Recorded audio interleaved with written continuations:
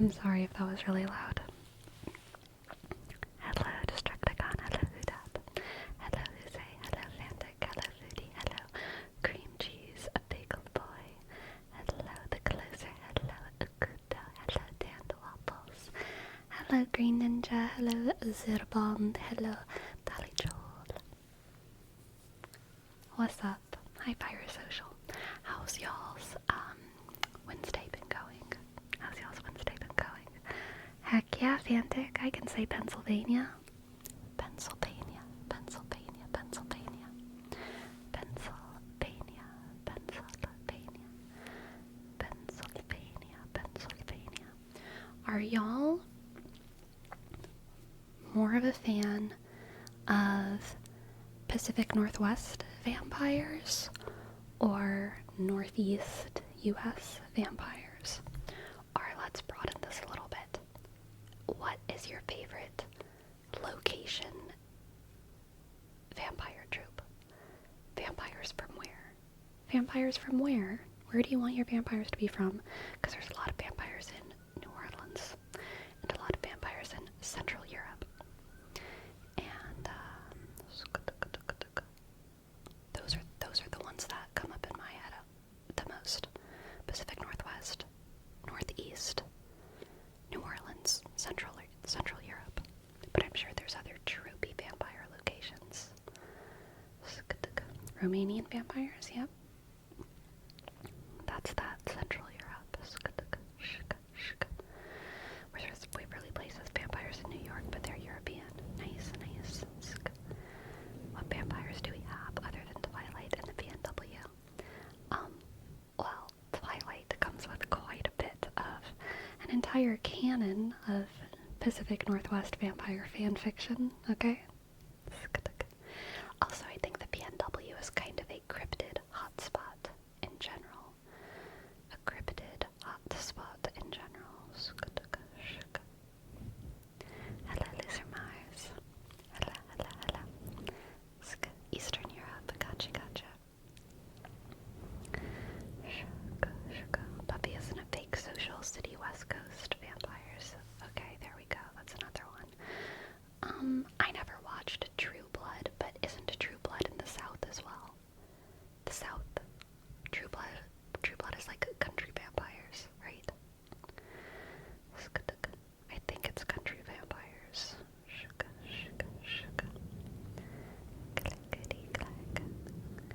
Vampire Diaries. Vampire Diaries isn't South, right? I always thought of Vampire Diaries as East. East Coast. Not East Coast, even like Northeast. Is Vampire Diaries not Northeast? I could be very wrong, but in my head, Vampire Diaries is like Northeast. One of the vampires fought in the Civil War. The Union. The Civil War happened in the North and the South. I thought they were I didn't think they were Confederate. Were they Confederate? Okay, we gotta Google this. You might be right. You might be right, Destro. Let's see. Where does Vampire Diaries take place? Virginia. Okay, so it is... Is Virginia South? I think it is considered South, but in my head it's East, okay? Virginia's like, I don't know. Virginia's the Middle East. Virginia's the Middle East. Exactly, Dolly Joel, it's just kind of the middle. It's kind of the middle.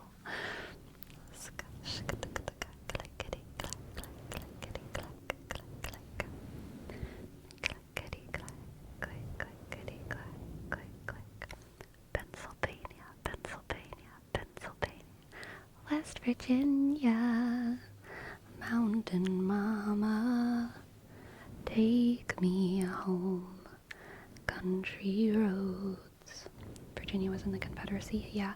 And I think on like official region maps, Like, I remember in, like, 4th grade looking at the official regions of the United States, and Virginia's the South. But, gosh, like, no actual Southerner is like, oh yeah, let's go to the South. Let's explore the South. Virginia. So it's, like, technically the South, but it's, like, I don't know, like Arkansas isn't technically the bottom of the United States, but it still feels like the South to me. Even places like Kentucky or Tennessee, they're not like at the bottom of the United States, but they still feel like the South to me. But Virginia just doesn't, even though I know it's technically the South. I feel like, I don't know.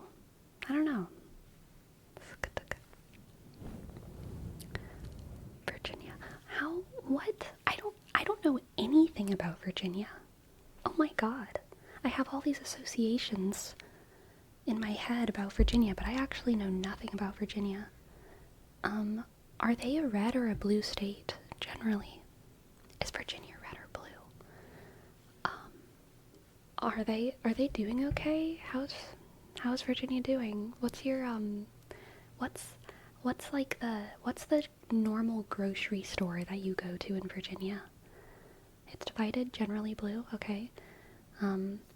What's the state dog of Virginia and the state flower? Yeah, how much does an apple cost in Virginia? How many dollars per pound is an apple in Virginia? States have dogs? Yes. State dog of Louisiana is the Dalmatian.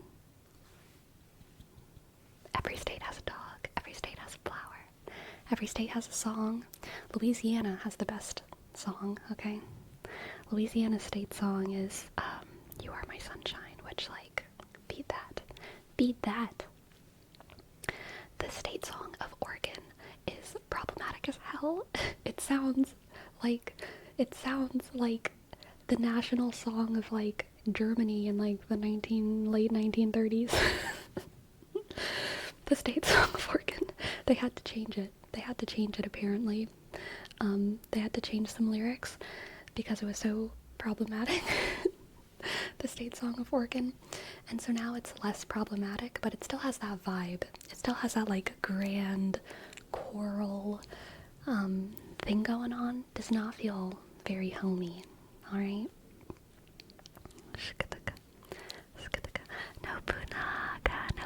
Nobunaga. Thank you so much for gifting a sub. Thank you, Nobunaga. The first sub of the night. Thank you, Nobunaga. And click, oshk, bisk, yushk, and click, ashk, g, click, ask, yushk, w, click, yusk. Thank you. I think it is Oregon, my organ. Yes.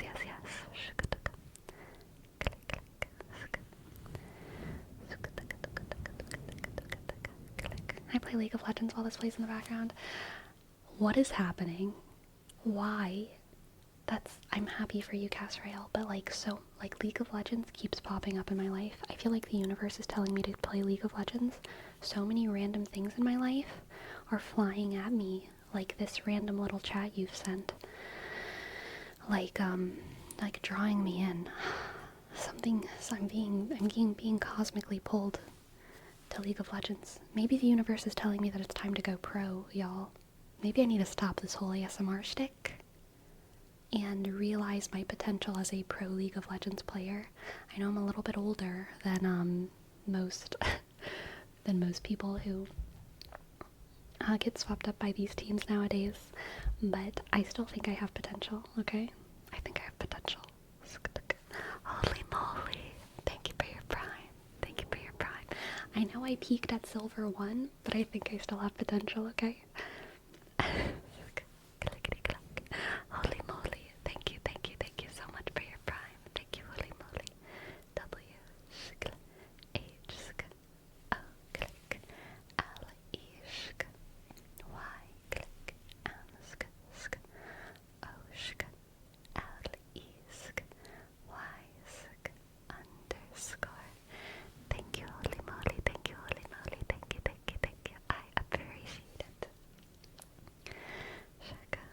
the universal force? I mean, maybe so. Maybe so.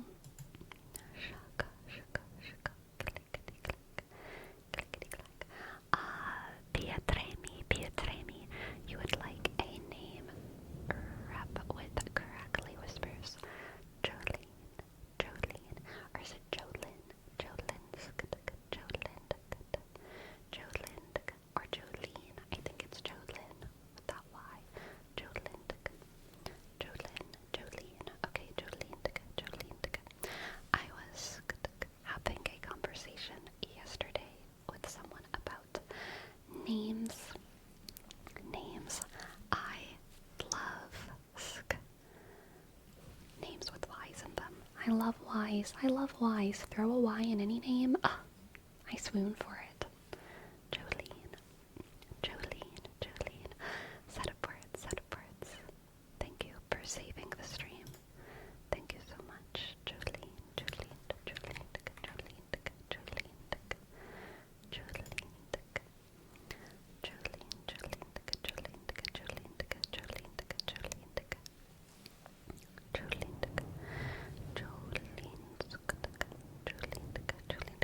Yvonne, oh, yes, I love Yvonne. Yvonne is one of my favorite names. I knew a woman whenever I was a wee tot. I knew a woman named Yvonne who was mysterious, and she was an artist. She was a sculptor. She was a professional sculptor in my town, and she was just so eccentric and interesting, and as like a little tot, I just saw her as like a magical being. I didn't like feel comfortable around her. She kind of intimidated me, like she was kind of scared me a little bit. So it wasn't like she was like an angel or a fairy. No. She was like truly just a distant divine named Yvonne who made kind of creepy sculptures, and I was fascinated by her, and I love the name Yvonne. Yes, she was too powerful, exactly. Yvonne. So in video games, I have a couple names that I reuse, as well as like RPGs. I like Evel. I'll spell these for you. Evel, I love. I also love, this is my character in Elden Ring, is Irabeth. I also like Irabel.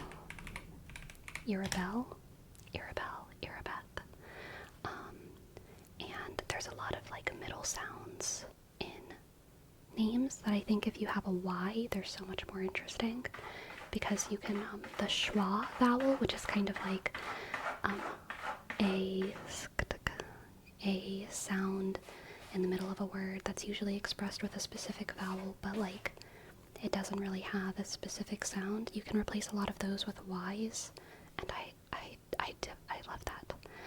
So true. I'm partial to a grain. Oh, a grain is good. See, Dolly Joel, Yukon, mid, because when the Y just makes a y sound, it's a little bit less interesting to me. Also, Sir Eggplant Gaming, thank you so much. Thank you so much for your prime, Sir Eggplant Gaming. I just called you Graming instead of gaming. I apologize for that. Sir Eggplant Gaming. S, I, sh, R, click, E, sk, G, click, G, click, P, sh, L, A, sk, N, click, D, click, G, A, sh, M, sk, I, sh, N, sh, G, sk. Thank you. Oh yes, Isolda. Gorgeous. Love it. Love Isolda. Let's see. But yeah, so like there's Emir is good. Nobunagawu Roberto is an ugly name. Rigoberto? Okay, but what if it was this? What if it was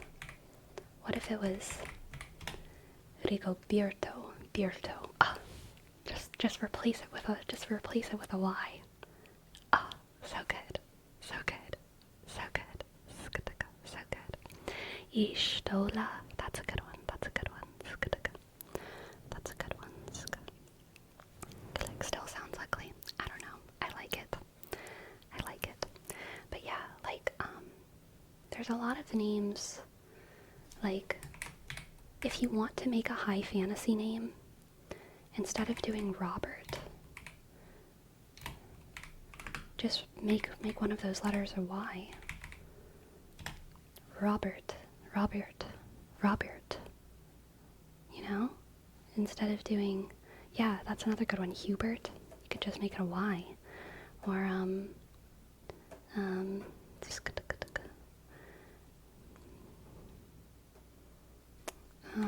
this is similar to Igraine, which was mentioned earlier, but like you could do Elaine, or instead of Ellen, it could be like Ellen with the Y. I just love Y's. Y's make everything so beautiful, right? Alina, another good one. MC and Shk. Another good one.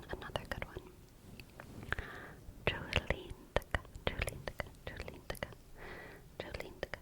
I also, so Y's I love kind of for their gravitas. What would you like me to read for you, by the way? What would you like me to read for you, Diego Saki? What would you like me to read for you? Y's I like for their gravitas, but J names,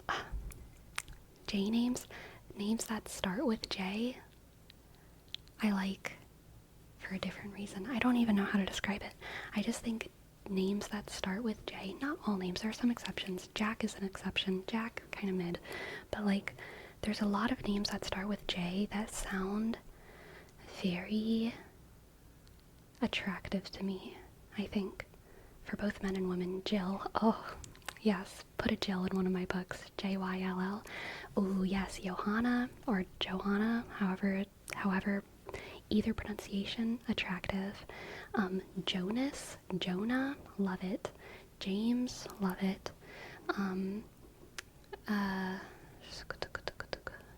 Joan, I love Joan. Judah, I like J's. Jeremiah, yes, good. J's are great. Now I know how Joan of Arc felt. Yes. J. J's are great. J's are great. Jamal is good. Jordan is good. Jared, yes, another good one. Love it. Okay, let's see what delightful poem we have for Diego Saki.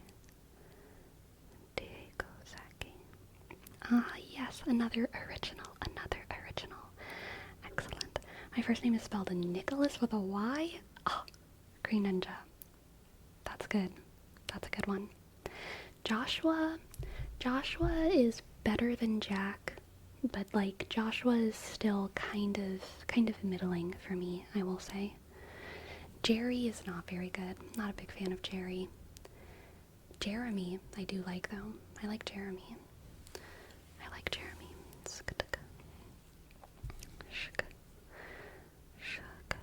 Jerome, I also like. Yeah, Jerome's a good one. Okay. Diego Saki. Poema en español. Esos de un amor no correspondido. En la búsqueda del amor perdido, los fragmentos del alma vagan, como estrellas perdidas en la inmensidad del firmamento. Cada suspiro es un lamento, cada latido un desencanto en el laberinto del amor no correspondido, perdido en el viento. El eco de un corazón herido resuena entre sueños rotos. Cada recuerdo un espinoso sendero que conduce al olvido. Entre sombras y destellos, en este triste giro, persiste la esperanza. Aunque el amor esté desgastado y roto, melodías de un amor no correspondido danzan en el aire, la danza del desencanto, un ballet. Do y'all say ballet or ballet? I don't know about that one. Ballet. Ballet. That sounds so weird to me because it's like a French word, so I don't know if y'all say it. Okay, y'all say ballet. Okay. Ballet. De sueños rotos como Luca ama a Marinette, en un amor desigual y sin tino. Mi corazón herido aún late en busca de un amor repleto de destinos. En susurros en la noche se escuchan los ecos de un amor sin respuesta. Cada palabra no dicha es un cuchillo en el alma, pero entre la oscuridad aún brilla la esperanza que en algún lugar alguien escuche mi llamada. En el abismo del corazón, entre lágrimas y desvelos, los anhelos buscan la luz que ilumine el camino. En cada latido roto, en cada suspiro desvanecido,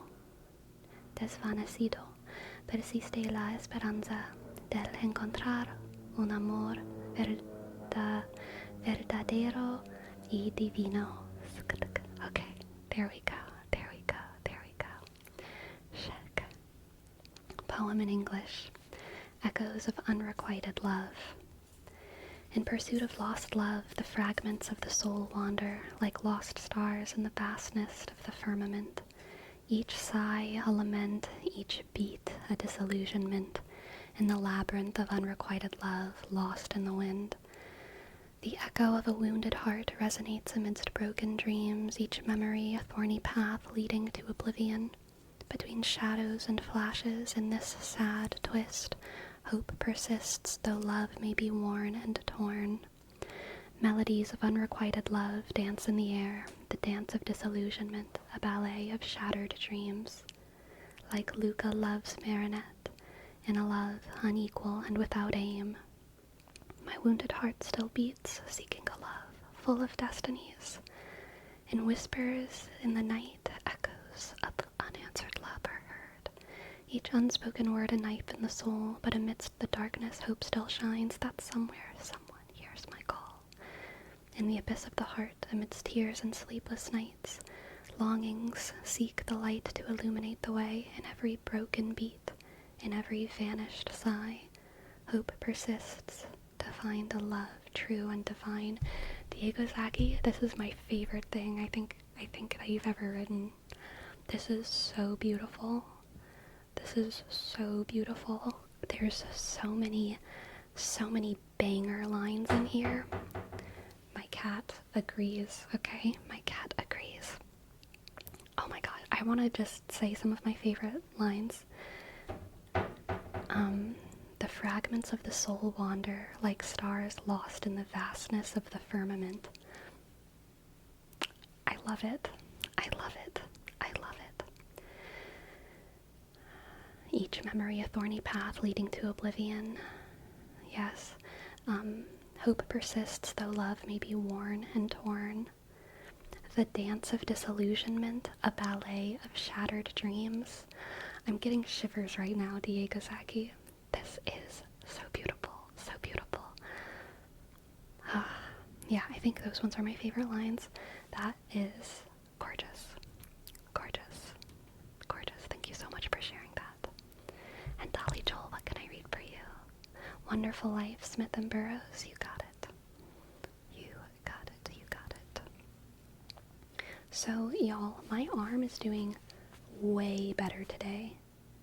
I think it's like improving a lot.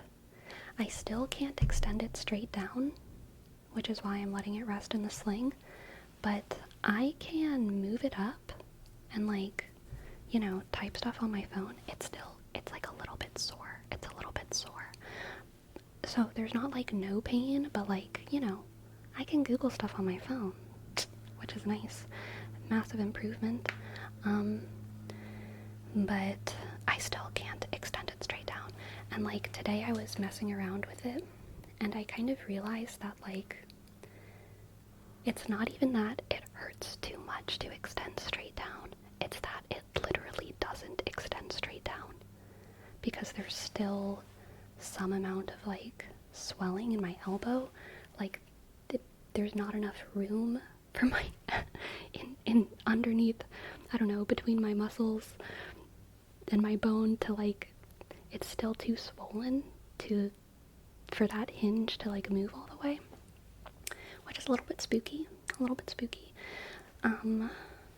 But I feel affirmed by the fact that sometimes recovery for bad sprains lasts 3 months, which sucks, because like at first when I realized that, I was like, what if it is broken and the x-ray was wrong? Which was just like, you know, my brain going into like panic mode. But then I felt good that the internet said that probably there's nothing terrible wrong. It'll just take a really long time for me to be able to put it straight again. So yeah, I'm hoping that it's less than 3 months. Less than 3 months. It's been almost 2 weeks. It will be 2 weeks on Friday. So I'm a very impatient girly right now. But, yeah. Honestly, as soon as there's, like, not pain for, like, normal body movements, regardless of being able to hang it straight down, I'm gonna be so happy. I'm gonna be so happy. Wonderful Life, Smith, and Burroughs. But yes, that is the arm update. How could the x-ray be wrong? So, the x-ray, the radiologist looked at it, and apparently, was like, nothing's broken. And then the doctor who actually talked to me, I didn't talk to the radiologist, came in and he was like, so the radiologist said nothing was broken. I looked at it and I thought nothing was broken. But let me look a little, and then he like zoomed in on it and he looked at one of the little bones, like one of the little mini bones in here. And he was like, I'm not really sure about this one. And so then he took my hand and rotated my wrist like this. And he said, so you can do that? And I said, well, you can do that, but I can't do that. Because I couldn't do this, but he could take my hand and manipulate it in that way. And he was like, okay, well, as long as this rotates, then that little thing right there that I can't really see very well in the x-ray is, not broken. And I said, okay, cool. So it's not broken. And he was like, yep, not broken. And I can indeed do like this. I can indeed do like this, slowly and gently. And this right now is not causing pain. But if I did it a lot, I think it would. So, no, it's not broken. But, you know, we get paranoid about these things. We do get paranoid about these things. At least, I do. Anyway, let's see. What is Wonderful Life? Here I go out to the sea again. The sunshine fills my hair, and dreams hang in the air. Gulls in the sky and in my blue eyes, you know it feels unfair. There's magic everywhere. Look at me standing here on my own again, up straight in the sunshine. No need to run and hide. It's a wonderful, wonderful life. No need to laugh and cry. It's a wonderful, wonderful life. The sun's in your eyes, the heat is in your hair. They seem to heat you because you're there. I need a friend. Oh, I need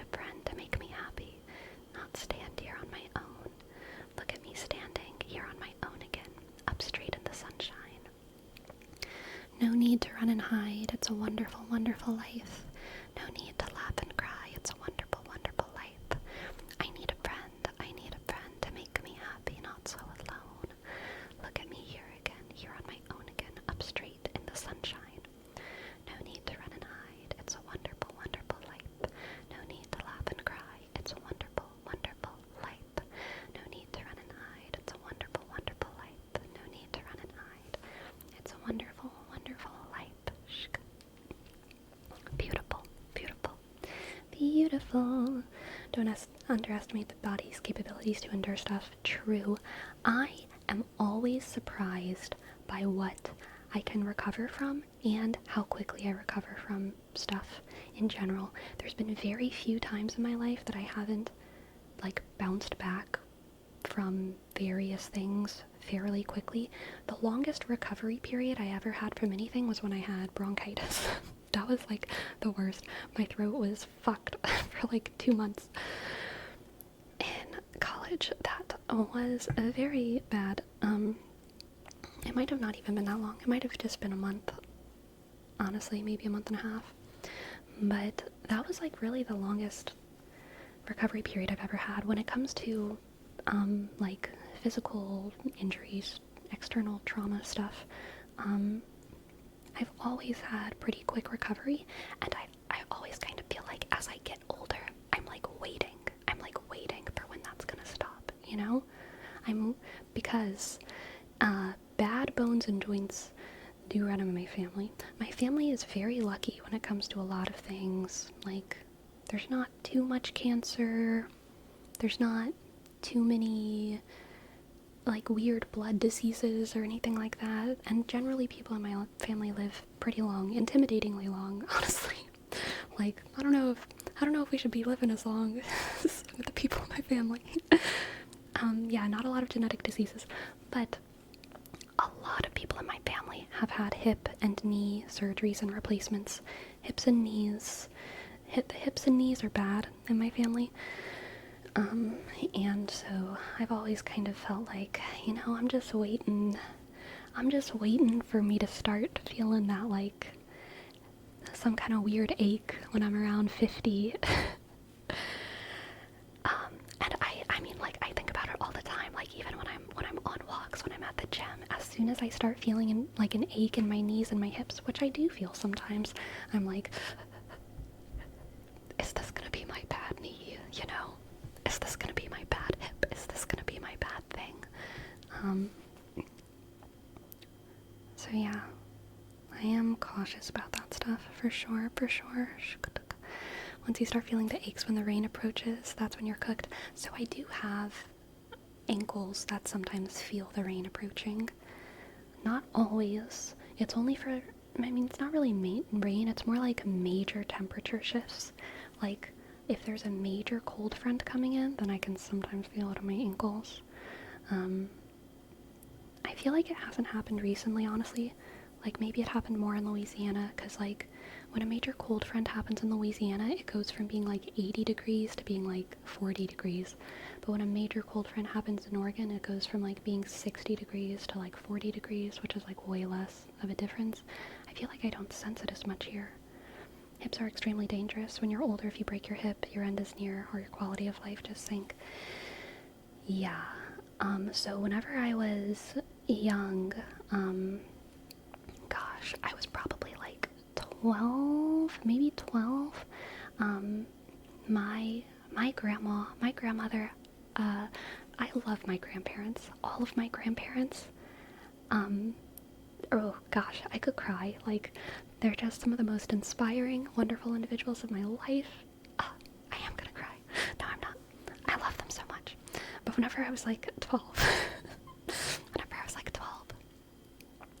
I remember my grandmother. We were visiting my grandmother, and we were like all in the kitchen or something. My grandmother wasn't in, and she walked in, and she was already old at that point. I can't do the math right now to figure out how old she was, but she was probably in her like mid-70s. And she came in to the kitchen and she swung her leg up like a cheerleader and then like spun it around, and she said, "I got a new hip." because she was so excited about her hip replacement surgery. And we were all like, Grandma, be careful with that new hip you got. Be careful. But I don't think she ever broke a hip. I actually don't know if anyone that I can think of in my family broke a hip or a knee. They just had a knee or hip surgery or had a knee or hip replacement. But to my memory, none of those things ever fully broke. Exactly, she was happy, Nobunaga. Exactly. Grandmas are so caring. I love them. Acid popsicle, it is never bad to laugh, okay? I don't care what horrible thing I'm going through. Or anyone. Just laugh. Just laugh at everyone all the time, no matter what, okay? Just shove it down. If you're feeling compassion, mercy, sorrow, just laugh. Just laugh. Just laugh, okay? Just laugh. OMG, I was just enjoying one of your YouTube videos and saw the Twitch link to see if you're alive, and you are. Hello, Cellularine. Oh, welcome to the chat. Cellularine. Your name sounds like a drug at like the pharmacy. I don't know what it does. Maybe it's I feel like it's like an allergy medication, like Claritin kind of. Or yeah, puts you to sleep. Something nice. Something nice. You're a good drug, cellularine.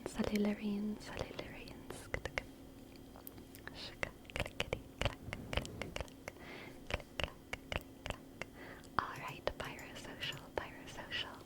Here's your name, Trace.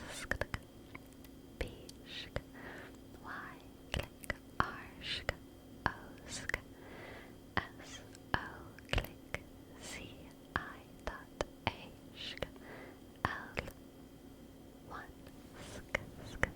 Thank you, Pyrosocial. Thank you.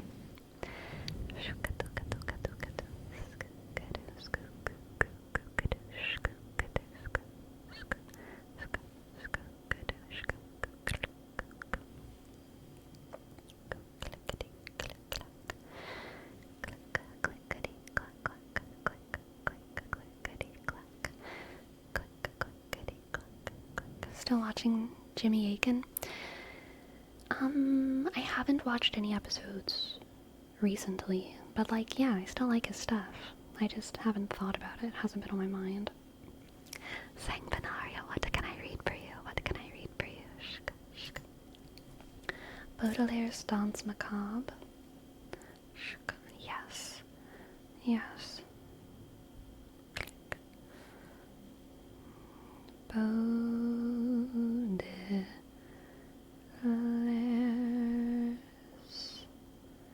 Dance Macabre. Sturm translation? Sturm translation. Let's see.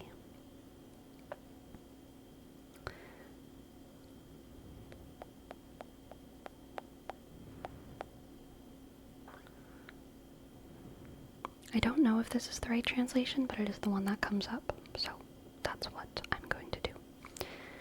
To Ernest Christoph. Proud as a living person of her noble stature, with her big bouquet, her handkerchief and gloves, she has the nonchalance and easy manner of a slender coquette with bizarre ways. Did one ever see a slimmer waist at a ball? Her ostentatious dress, in its queenly fullness, falls in ample folds over thin feet tightly pressed into slippers with pompons pretty as flowers. The swarm of bees that plays along her collarbones like a lecherous brook that rubs against the rocks, modestly protects from catcalls and jeers to the funeral charms that she's anxious to hide. Her deep eye sockets are empty and dark, and her skull, skillfully adorned with flowers, oscillates gently on her fragile vertebrae, charm of a non-existent thing, madly arrayed.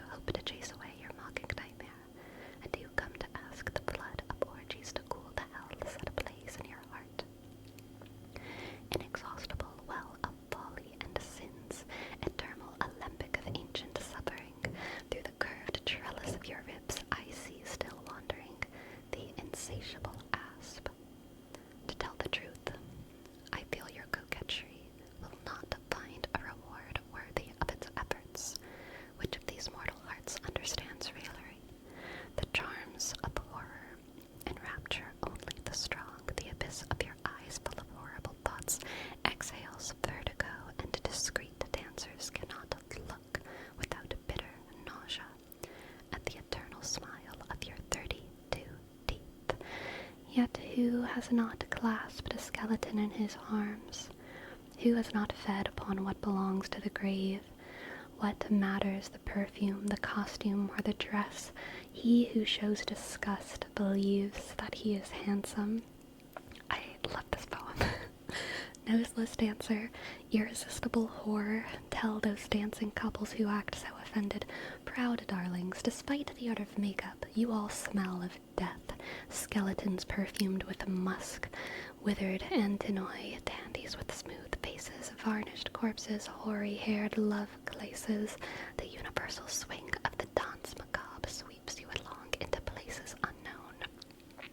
From the sun's cold quays to the Ganges' burning shores, let the human troop skips and swoons with delight, sees not, in a hole in the ceiling, the angel's trumpet gaping ominously like a black blunderbuss.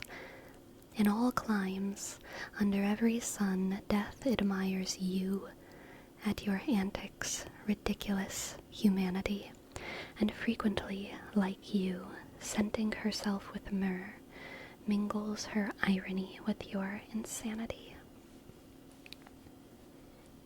That's a fun one. I've never read that before. But that was very, very fun. Very, very fun. And Nobunaga. I would love to do some light triggers. Yo, that was spooky as shit. I know. Gabby Hanna could never, y'all. I love poetry. I love good poetry. Okay, let's see. Verome. Thank you for gifting us up.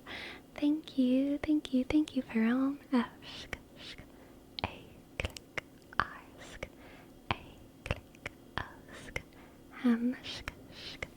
Thank you, Verome. Lark is over. That was so short. Verome, we're just getting started. You didn't miss out on anything, really.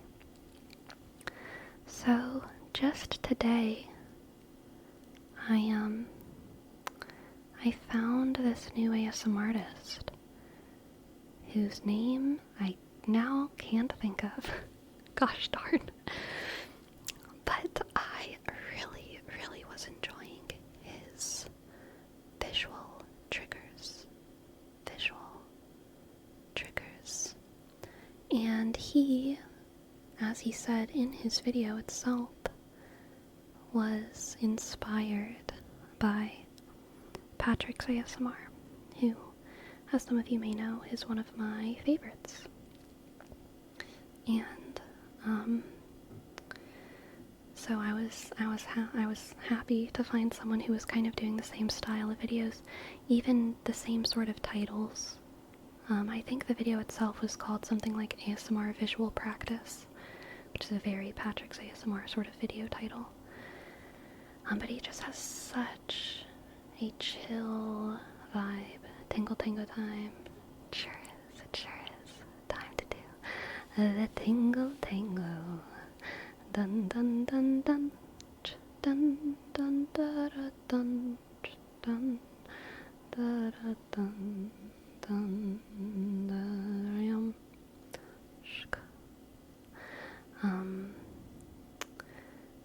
But anyway, my brain was like going into like such an ASMR zone out mushy place while watching this guy's videos. And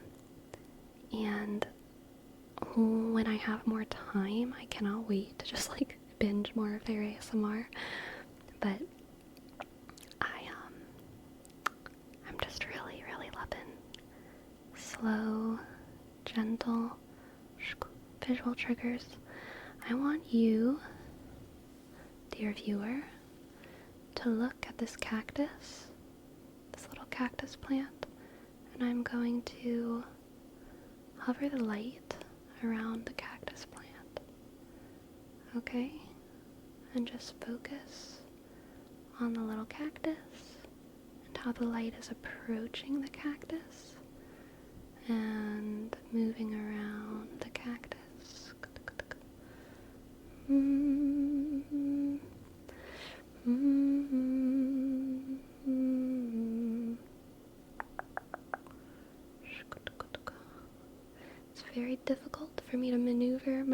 the way that I want to right now. Because I am directionally dyslexic. And also using my left hand. It's a bad mix. I'm trying so hard to point down at the script. And I can't figure out how to move my hand. Oh, it's not that way. This way. Okay. We're figuring it out. Oh my god. This way. This way. Okay.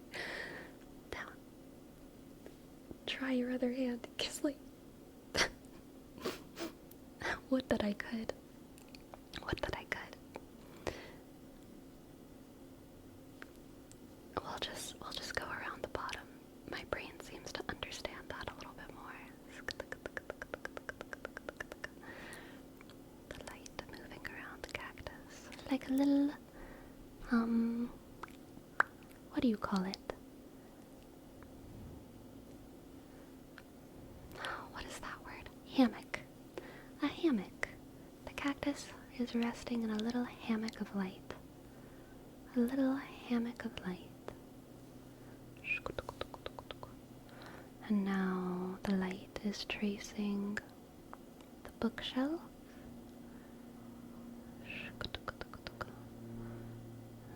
Going in a line over here. Going up right here. Going in a line this way. This way. Book here, book here, book here, book.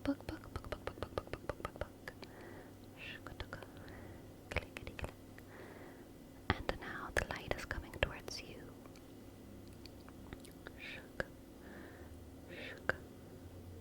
Now the light is coming towards you.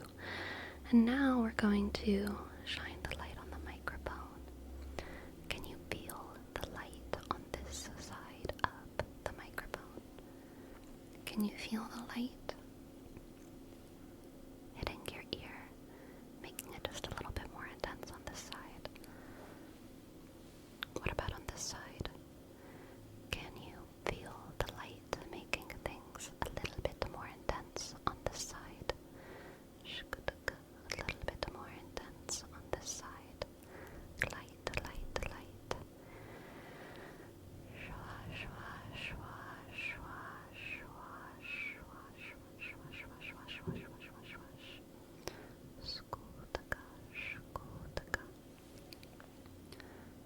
Tracing the side of the microphone with the light, the light, the light, the light. Do not let the light go out. Do not let the light go out. Spooky story light. Rar.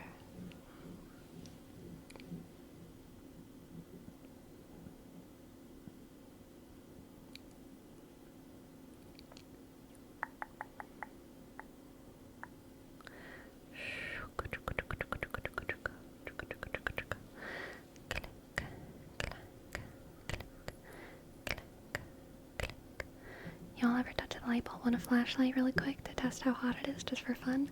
Yes. Yes, I have. I sure have. I like to touch light bulbs sometimes too. At backstage. Some theaters have those, classic makeup mirrors where in the dressing rooms there's like a ring of light bulbs all around the mirror, and you can do your makeup up close. So I, as a theater person who does, most actresses, unless you're like in super high fancy theaters like Broadway theaters, you do have to do your own makeup. Unless it's like special, like unless you're like a monster or something, then they might have like a crew person help you with your makeup. But if it's like normal stage makeup, you do your own makeup.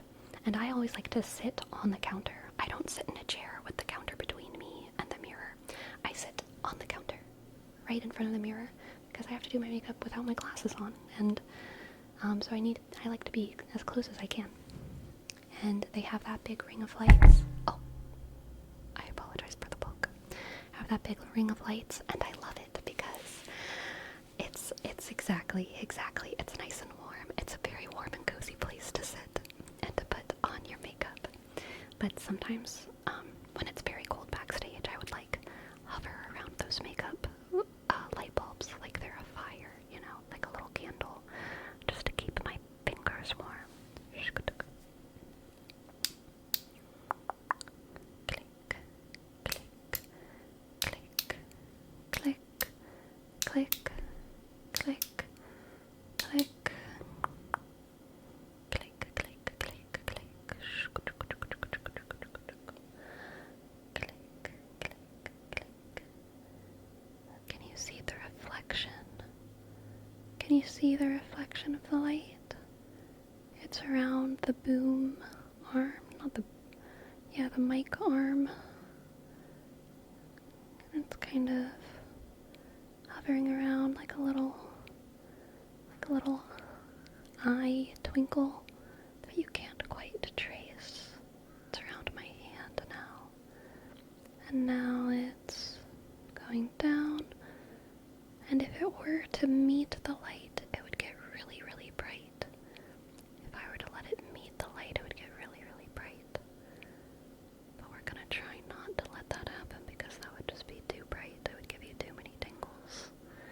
If we let the little reflection meet, if we let it kiss the light, it would be far too intense. So we're not gonna let it happen, okay?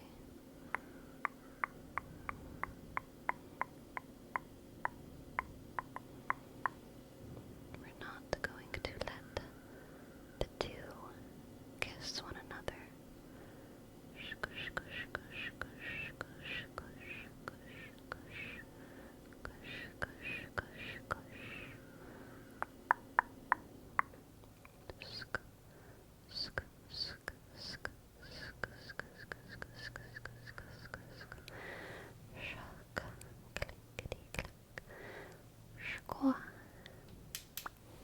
Okay, there you go. Shaka, shaka. Sleepy, I don't know if it's the arm or what, but season 2 of Sleepy has bonked the mic far less than season 1. It's absolutely the arm. There's nothing to bonk on this, in this whole area. In order to bonk, I have to like lift my arm and do some crazy stuff, you know? Hello, Dan the man in the minivan. Hello, hello, hello. Glad that you got some good tingles. And Sue, here's your name trace. S-U, click. 1, 7, shk, 7, shk, 8, sk. Those are the only tingles of the night. No more tingles here, okay? I hope you enjoyed them. I hope you enjoyed them.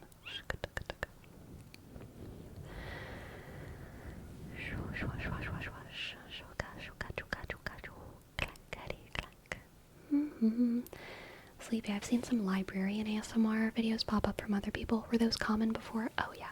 Oh yeah. Oh yeah. There's many librarian roleplays before me. Definitely not something that was a me thing. Definitely not.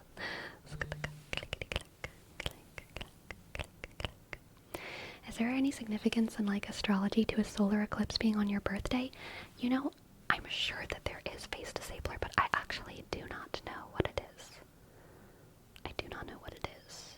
I do not know the significance. But that's pretty cool. Maybe you will grow a third arm. Maybe you will grow a third arm. Click. But were there librarians semi-obsessed? I don't think so.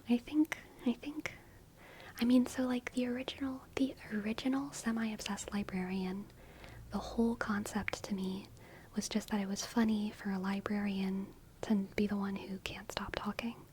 Instead of the classic, like, library telling you to be quiet, librarian who can't stop talking. That was the whole original idea. And I recorded the first video with just that as the concept. It has turned into much more than that now. It has. But, yeah, That was really all it was.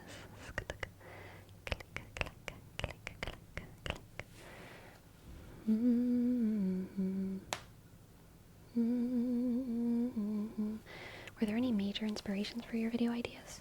There's always inspirations, but I can't even think of what they are. Major inspirations. Maybe that's why you have the word major there. I guess the answer is no. There's a vast amount of mini inspirations, minor inspirations, just inspirations all over the place. I'm also directly in the path of total occultation. I thought it was occlusion. Is occlusion the word? Occultation? That sounds very occult. Different words? Okay. Destructicon, this is your time. This is your time for your sky knowledge to shine. What does occultation, and am I pronouncing it right? Occlusion is the one you want. Okay. Occlusion is the one that was in my brain.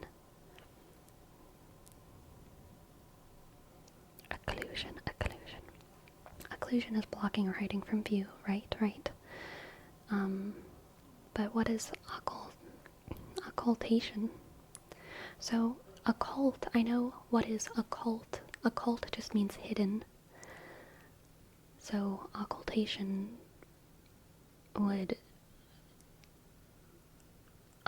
refers to occlusion between two objects.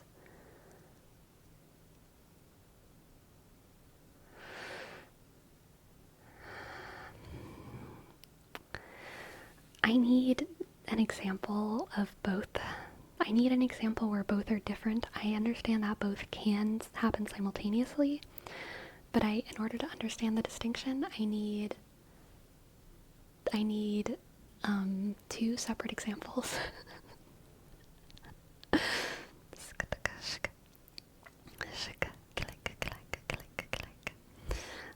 So occlusion,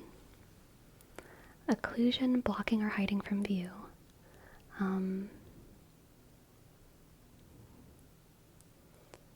So like,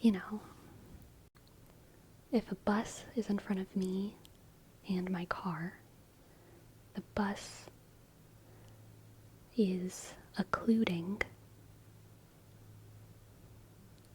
my car. The bus is occluding my car. But occultation refers to occlusion between two objects. Occultation refers to the event. Occlusion refers to the act. And occultation refers to the event. Okay, so the bus is occluding my car. And that situation is an occultation. Occultation. So they're literally the same word, just with a different ending. They're not like actually different definitions. It's like run and running and runner and run. Run, running. It's not like they're like literally the same word, just with different modifiers.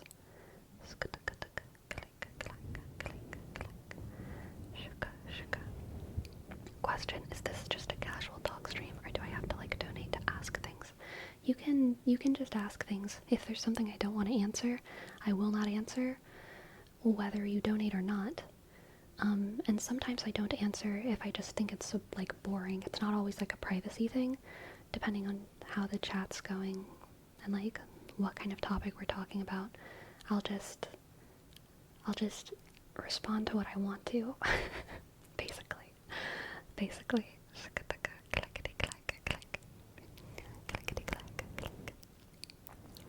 Seems like an elitist word.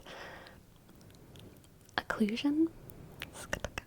A lot of my questions are boring, apparently. Gee, thanks, Sleepy. Look, sometimes y'all ask, like, what did I do today? And I did nothing, so I just ignore it.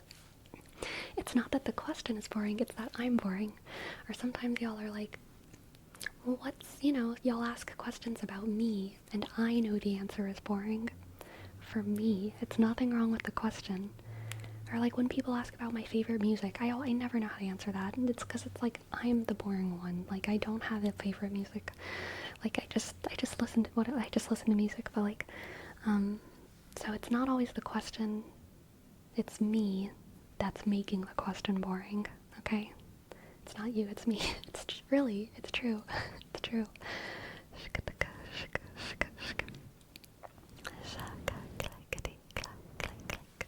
Squeakers, here's your name, Trace. S, Q, click, U, shk, E, click, A, click, K, shk, shk, E, sk, R, shk, S, X, k, X, k, k, k, k, k, k. There you go. Here's a fun question for y'all. How do y'all feel about being on the phone with someone? Being on the phone with someone and not talking? Like you say hi to one another, you let each other know what y'all are up to, and then you just sit in the call, both doing your separate things and not talking until there's something to talk about. Do y'all ever do that?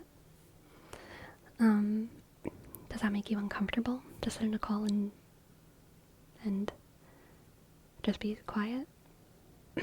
I feel more normal in Discord calls than phone calls. Sometimes Discord calls are phone calls, though. You know what I mean? It has to be someone I'm close to. Just comfy silence if you're chill with the person. Yeah. I used to do that with my older group of friends. For me, it really depends on the person. But not how close I am with the person. Like, there's some, like, people who I've been comfortably silent with for long periods of time, and I do not have a very close relationship with them. It's just like we're just sitting silently. And then there's also been some people who I am pretty close with who we can't shut up, we have to keep talking or else it gets weird and awkward. And also the opposite, sometimes there's people that I'm very close with who I'm totally chill with being silent with. And then there's also, I would say, more often strangers who are not strangers, but people who are acquaintances who you kind of have to keep the conversation up with. So for me, it doesn't matter how close I am with the person. It just depends on who the person is, I guess.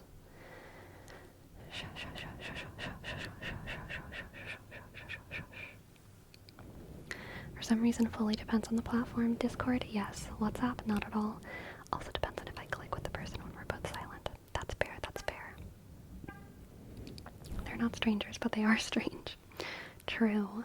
Imagine talking on the phone with a normal person. Cringe. Cringe, cringe, cringe.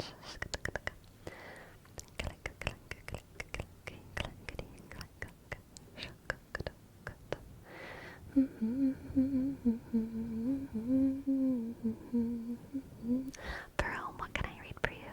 What can I read for you? Verome, Verome, Verome, Verome. Verome, Verome, Verome, Verome, Verome. Remember having one landline? Yes. Yes, I do. I do. 505 by Arctic Monkeys. Gotcha.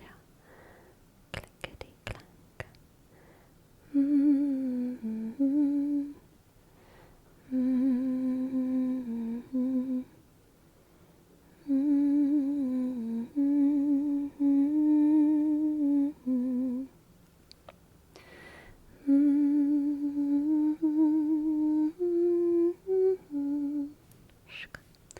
Alright, I'm going back to 5:05. If it's a 7-hour flight or a 45-minute drive in my imagination, you're waiting, lying on your side with your hands between your thighs.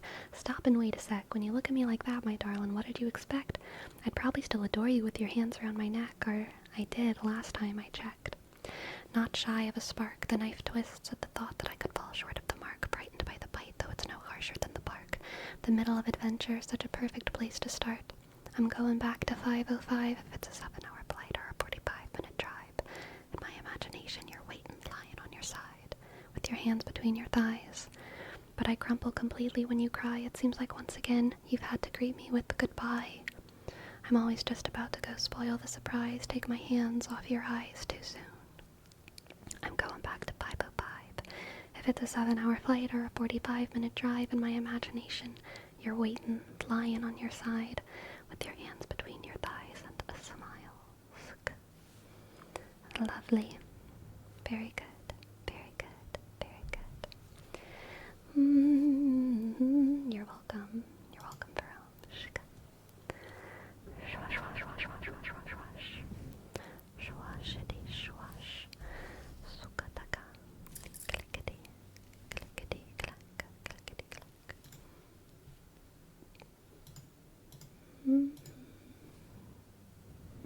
Sleepy, you like PR chat, right? Did you ever try IMVU? Nope, I did not. I don't even know what that is. Okay, we have a tarot reading for Green Ninja. Green Ninja, Green Ninja, Green Ninja, Green Ninja. Green Ninja.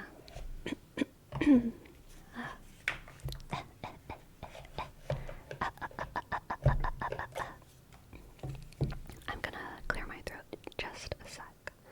Just a sec, just a sec.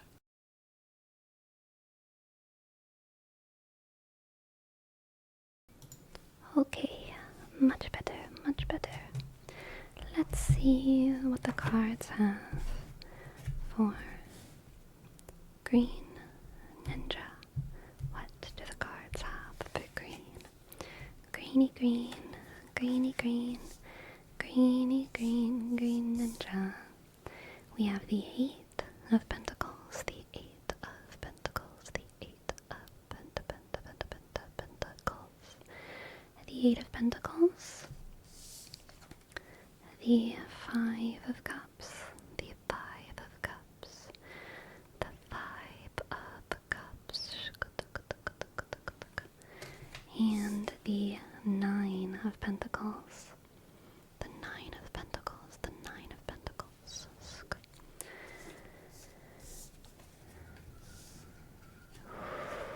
Green Ninja.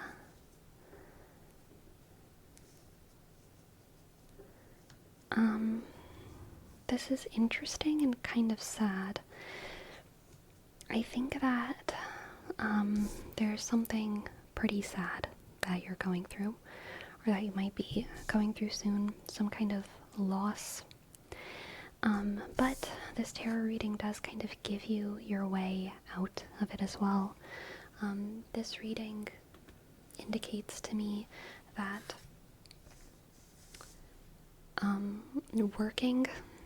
working on your projects and focusing on your skills and on your talents and focusing on yourself rather than focusing on the tragedy itself is going to be the thing that helps you heal from the tragedy and get to a place where you can love yourself and thrive again, okay? Because I do think that this kind of loss is going to be probably rough enough that you're not, it's probably going to be hard for you to even get in touch with yourself because there's so much emotion wrapped up in what's happening externally. And the way for you to get back in touch with yourself and find love in yourself, find love in the world, is going to be working on your skills and improving your skills. And that's what's going to bring you back to this slay tiger, okay? That's what's going to get you back to this slay tiger. Slay, okay? So, I wish you luck, Green Ninja. Thank you for letting me read for you. I hope it resonates, and I'm sorry about the bad thing or the sad thing that might be on its way, but you will get through it. You will slay again. You will slay again. The slay is inside of you, okay? The slay is inside of you. Shh. Clickety clack, click, click, click. Also, Loser Mars.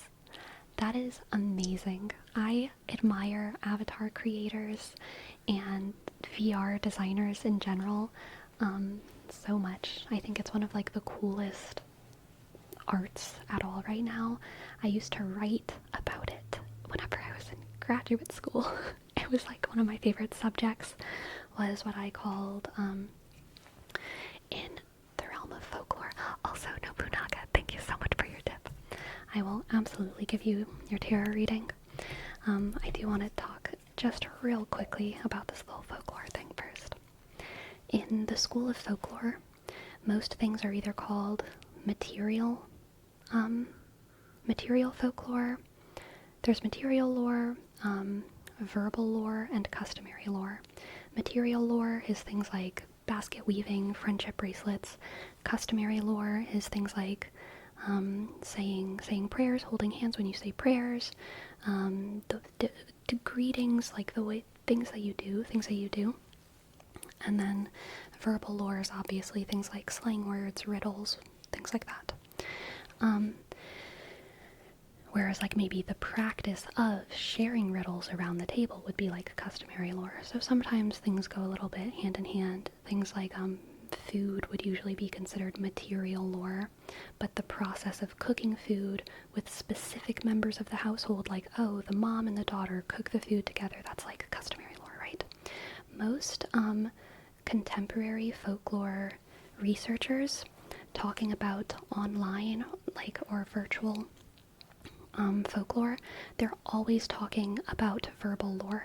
They're always talking about memes and ways of communication and things like that.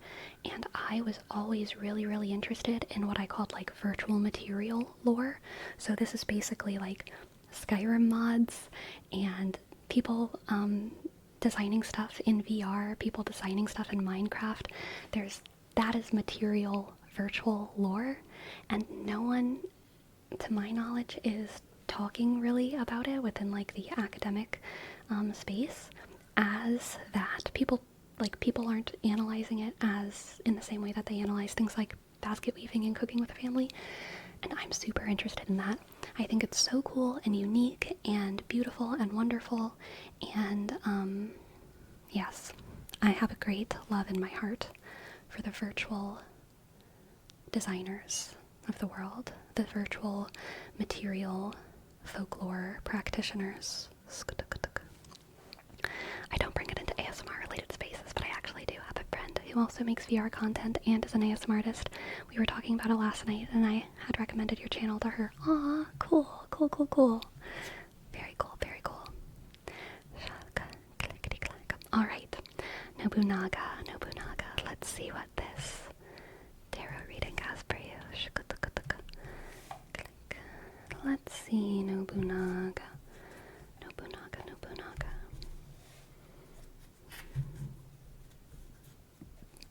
There's a card on the top of the deck right now that is not for Nobunaga, but it's calling out to me.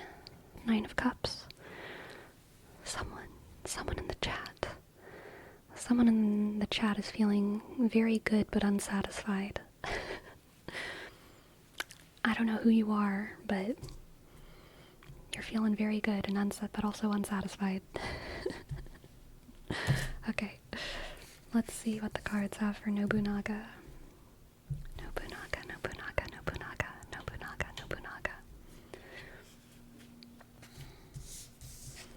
We have the Fool, the Clickety click. The Fool and the 6 of Swords. The Fool and the 6 of Swords.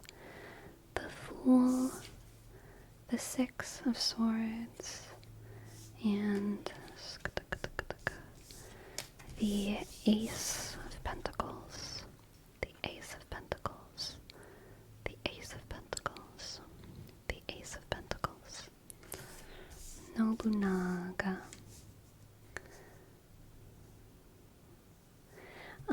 This is good. This is a good reading. Nobunaga, so far. I feel like you're going on a journey and you don't know where that journey ends. This is very much like You're just starting. You're just starting. You have no idea how it's finishing. You're going out into the unknown for the sake of the journey. You know what I mean? You're like, I want to go on a raft in the middle of the ocean. I don't know where it's going to take me. I just want to go. I just want to go. And so you're going. Travel for the sake of travel, adventure for the sake of adventure, and on that journey, you're going to find something to fall in love with.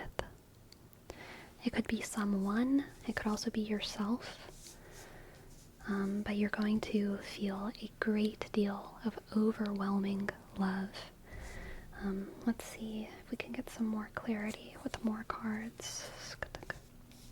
Wow, we have the Star, the Page of Cups, the Star, the Page of Cups, the Star, the Page of Cups, and the Chariot. Okay, so let's see.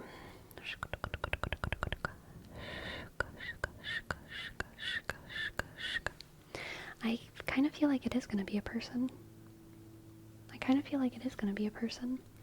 Not necessarily a person in a romantic way, because none of these cards are romantic. But I feel like you might come in contact with a person who is like so wholesome. Ace of Cups plus Page of Cups is like major wholesome vibes. So maybe they're going to be like a nun or a monk or a priest or an old lady or a kid. But like someone who's inspiring, because you just can't help but like love them. They're wise and interesting, and their existence has something to say about the goodness of the universe. Have you ever met someone like that, where it's like, damn, because you exist, I think, like, because you exist, my value for like the universe has increased. Because you exist, the entire world must intrinsically be better. I didn't realize how good the world was until I realized that the world had you in it. That's going to be the vibe of this person. That's going to be the vibe of this person. And it's different from someone improving the world. That's not what I mean. Some people improve the world with their existence, or that's like one mindset, but it's not that. It's more like, because the world created this person, the world must be good. Everything else is good because this person also exists as a part of it.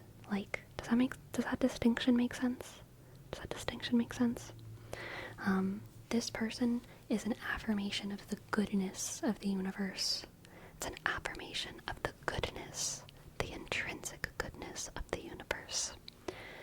Because if the universe kind of created this person, I bet the universe has created much more beauty and much more love and many more people like this, and I just haven't met them yet. Yeah. So you're going to come in contact in your travels with a wonderful person,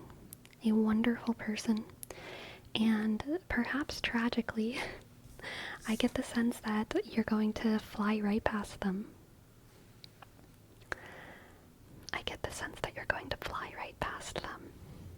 Because you are traveling. And you know, maybe the vibe is almost like you're traveling and you kind of, you don't really know what you're looking for, but you're going in a specific direction because you're like, I've heard that the Aurora Borealis is beautiful, so I'm just gonna like head in that general direction.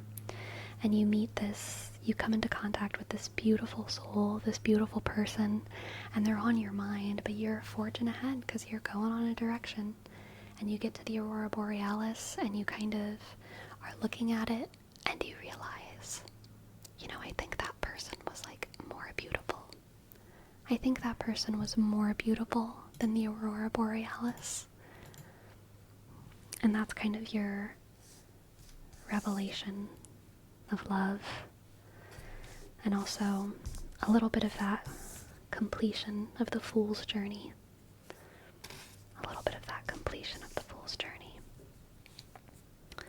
let's get an oracle card.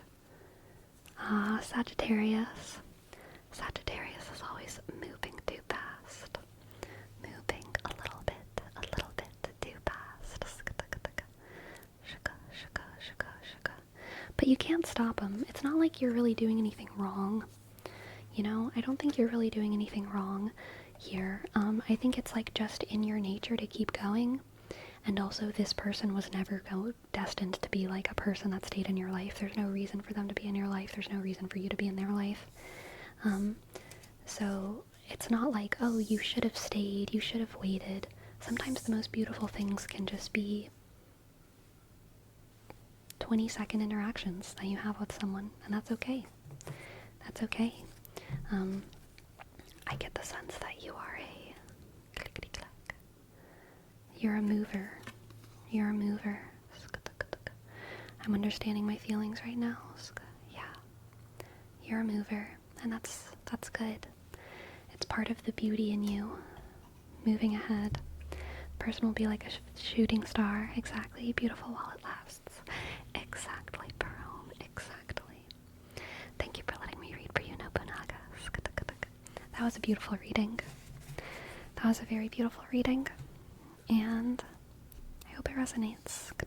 You're very welcome. You're very welcome. And Parisha 369. Thank you for your prime. Thank you. Thank you. Thank you. Thank you. Thank you. Thanks for your 2 months. Thank you. Bishk. Ask. R. Click. R. Shk. H. E. S. I. Dot. Thank you, bar. And thank you, Jerome, for your tip. Alright, yes. We are going to do a reading for Stitching, a reading for Dominic's, and then a reading for Jerome, and then we will do the reading for Bitterbrush and Flame Dragon. Okay. Nobunaga, thank you for gifting us up. N. Click. Oshk. Bisk. Usk. N. Click. Ask. G. Click. Ask. U. Click. W. Shk. Usk. Thank you, Nobunaga. Thank you. And yes, Destructicon, thank you so very much for sponsoring a reading for Stitching and Dominic's. I'm gonna pause our redeems for now, just so that we can focus on the tarot, focus on the divines, focus on the divines. Alright, a reading for Stitching first. Stitching.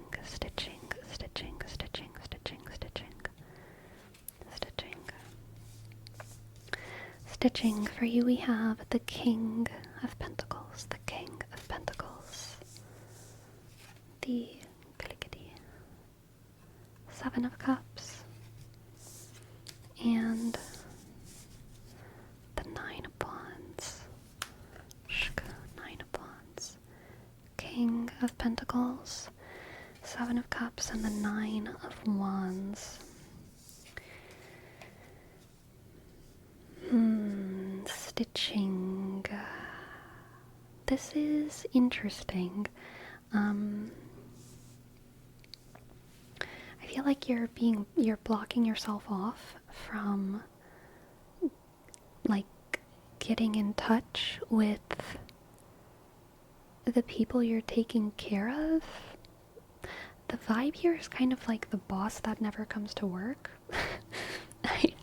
That's an analogy, but I feel like you're kind of responsible for people, or you're responsible for something, and you're doing like a good job you're doing a good job. The King of Pentacles is always doing a good job, okay? But you're like, there's like a wall between you and that thing that's, that you're building up. And I think it's like a psychological wall. Like you have, you kind of have projections in your head of who or what you're taking care of, and those projections and those ideas are so strong that you're like not seeing the real them. You know how sometimes like we put on masks to like hide ourselves from the world? You're putting masks on other people to hide yourself from their true selves. You are putting masks on other people to hide your true self from them. I don't know if that makes sense, but it makes sense to me, and it makes sense for this reading. A lot of parents do this. A lot of parents will like project their ideas onto their children because their imaginations of who their children are makes them feel better about themselves than the reality of who their children are, regardless of how good their child is. Some parents would just like rather have a mathematician than a dancer. The person could just be like a middling mathematician and like an incredible dancer, but if the parent like projects like my child is a mathematician, they would feel better about themselves than if their child were a dancer because they have biases, right? So a lot of times parents do this, but yeah, I feel like you're blocking yourself off from seeing the reality of a situation, like kind of in order to protect some part of your ego or some part of your identity. And in doing that, it's not like you're turning into a villain. You're not turning into a bad person. You're still doing great, okay? You're still doing well in your place of status, but you're just like not seeing something truly and honestly. And so you can't engage with it perfectly.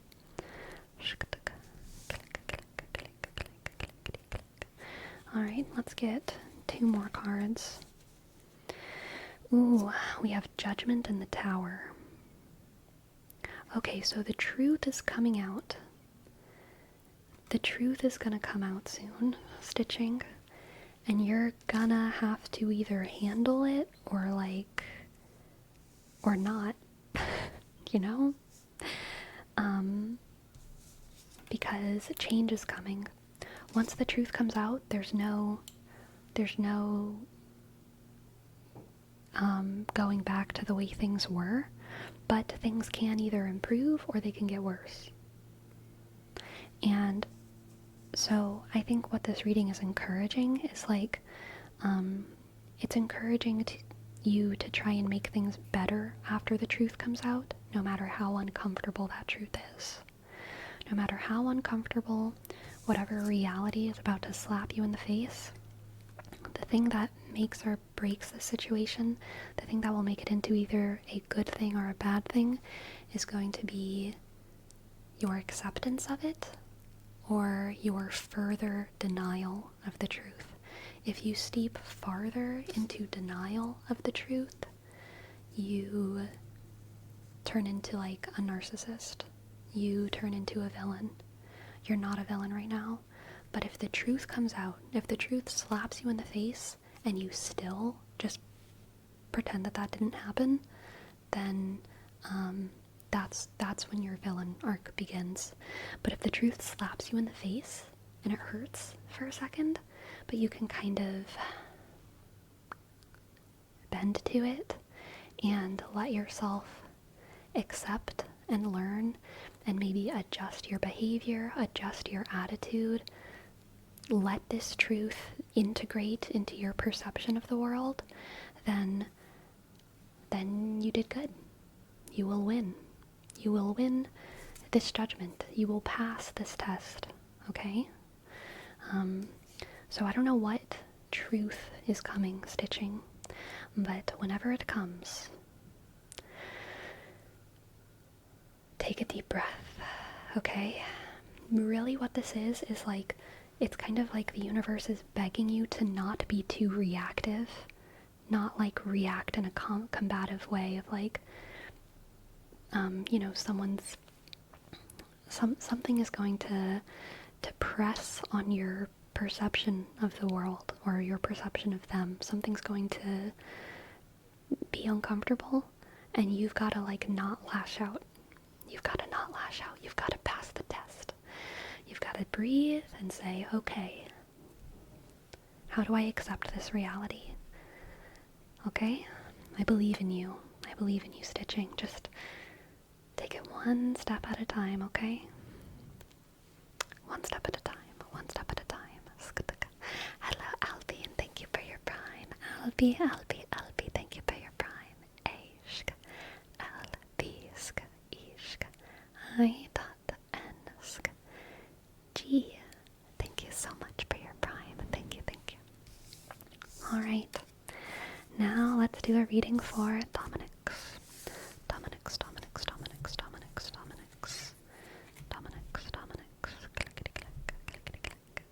You're very welcome, Stitching. Dominic's. Let's see what the cards have for you. Ah, we have Temperance. Lovely, lovely, lovely, lovely. Temperance, the world, the world, the world, the world, the world, the world. And the King of Wands.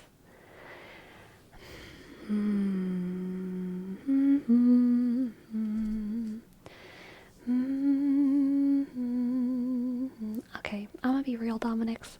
I see like some spicy relationship in your future, okay? Good times ahead. Yeah. So these two cards I don't think are functioning normally right now as the world and temperance. I think these two cards right now are the flower and the tree, okay? The flower and the tree, the flower and the tree. Something beautiful and ethereal. Something beautiful and ethereal and special and whimsical, making contact with something strong and dark and mysterious and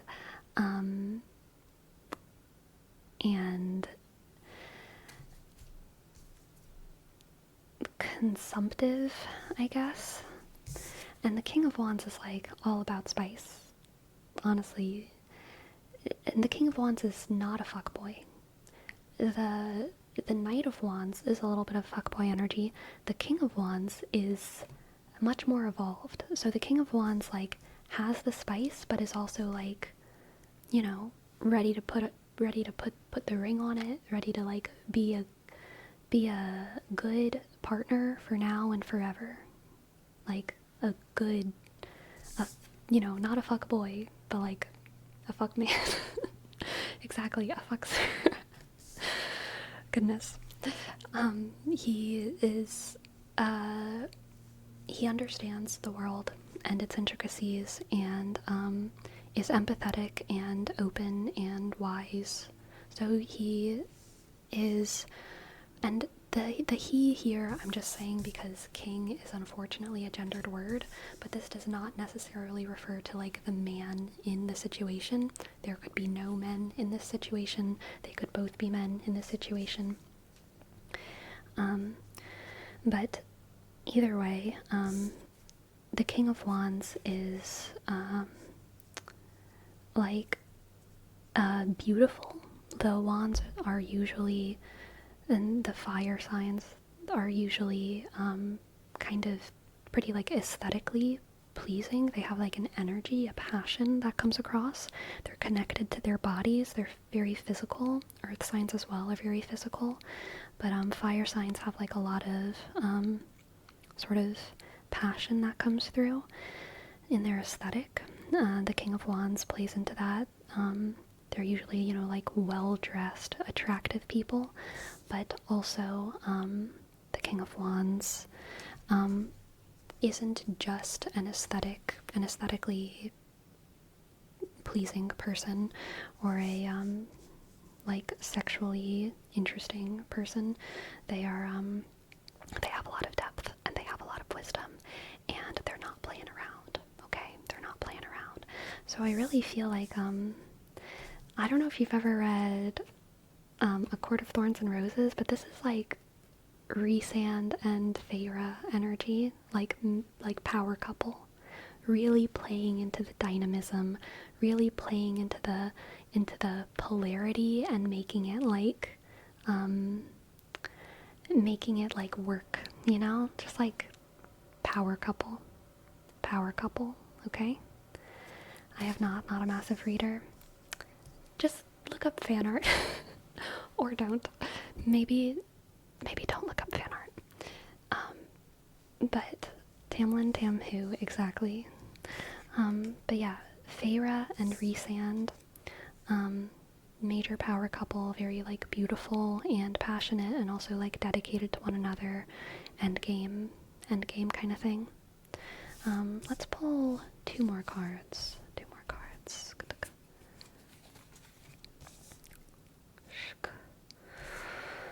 Ooh, Dominic's. A twist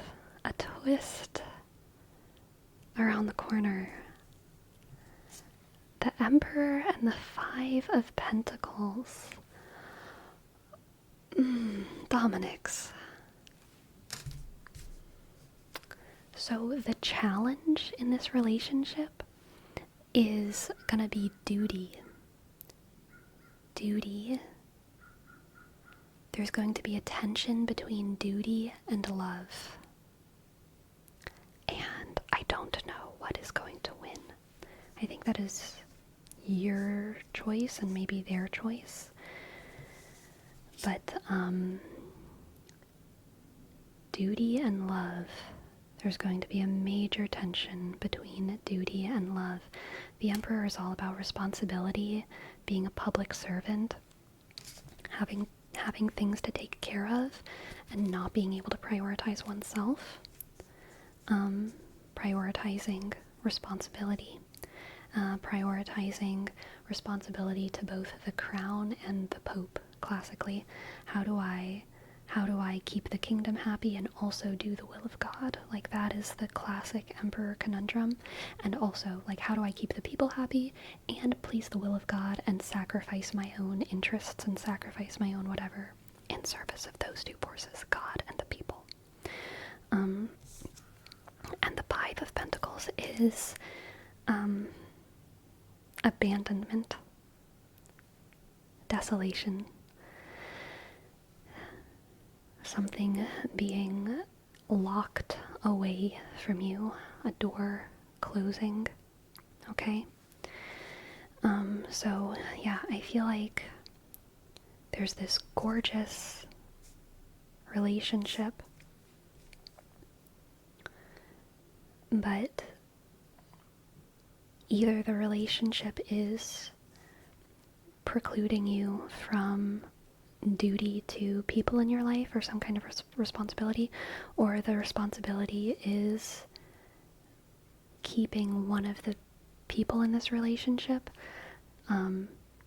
feeling locked out, feeling abandoned by the other person's, or feeling abandoned because of the other person's responsibilities to the world. It's like some people deal with jealousy of another person, and it's easy to get angry, like, oh, I'm jealous because my boyfriend is hanging out with this other girl all the time. That's easy, because it's just one person.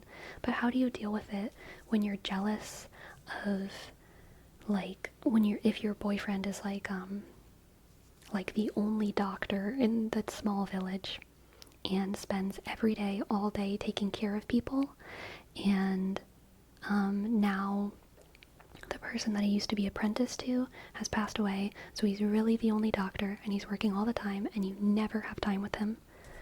And so you are alone, and you're taking care of the kids, and you miss your husband, who is a frustratingly good person, but you feel locked out of his life, and you feel jealous, and you feel so wrong for being jealous, because there's no villain. There's no villain except for yourself.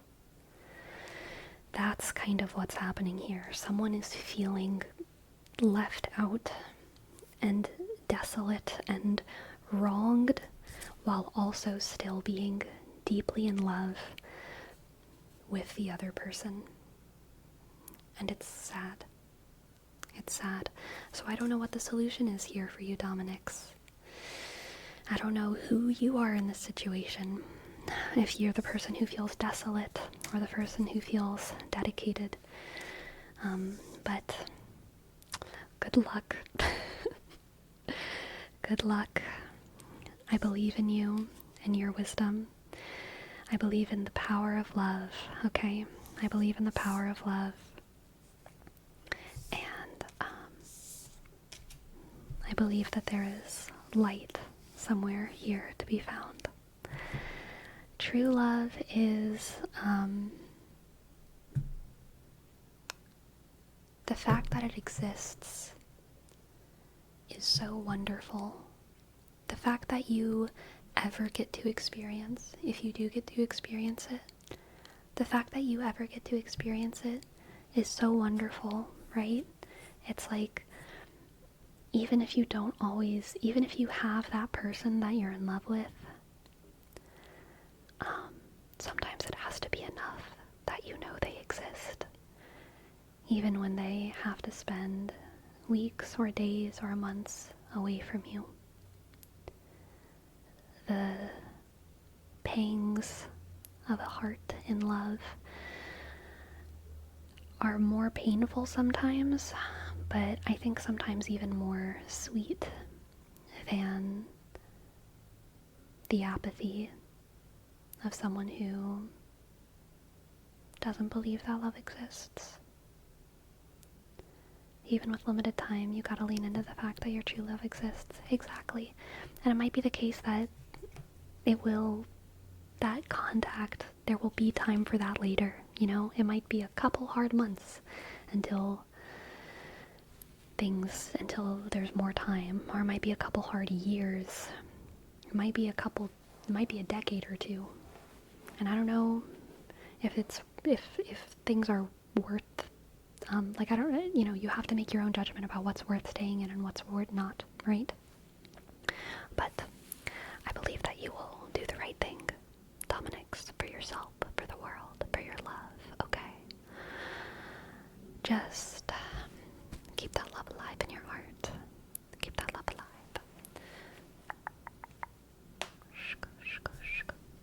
Okay, now we have a reading for Perone. If it applies to what I'm thinking, I fear I've locked the door for them myself. Oh, Dominix, I need to give you an oracle card. I'm sorry, I can't help it. I'm sorry, one more card. What does the oracle have for Dominix? Scorpio?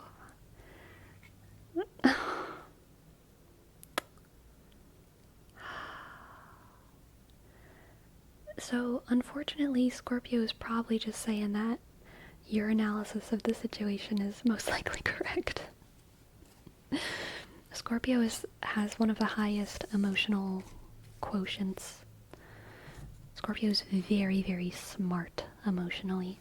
Cancers and Pisces are like very intuitively emotionally smart, but they're like they're not like intellectually, I mean, they can be intellectuals, but when it comes to like emotions specifically, they're more like feelers than figurers. But Scorpios have a great intellectual understanding of emotions. And 90% she was a Scorpio too. Dang. Well, she probably at least understands. Farewell, Nobunaga. Farewell, thanks for stopping by. But yeah, I mean, it seems like two very emotionally intelligent people here then. Understanding one another. But understanding isn't always enough to make things better, you know? Sometimes two people just understand a sad situation. And you can find love in that understanding, but it doesn't mean that it's not sad. I'm sorry, Dominix. I still have hope, okay? I still have hope. And life is long and life is beautiful. And there's love everywhere, okay? There's love everywhere. Gonna go cry in a corner. I'm so sorry. Destructicon, why did you do this? Why did you do this to Dominix? What did you do? I'm so sorry this was your first reading, Dominix.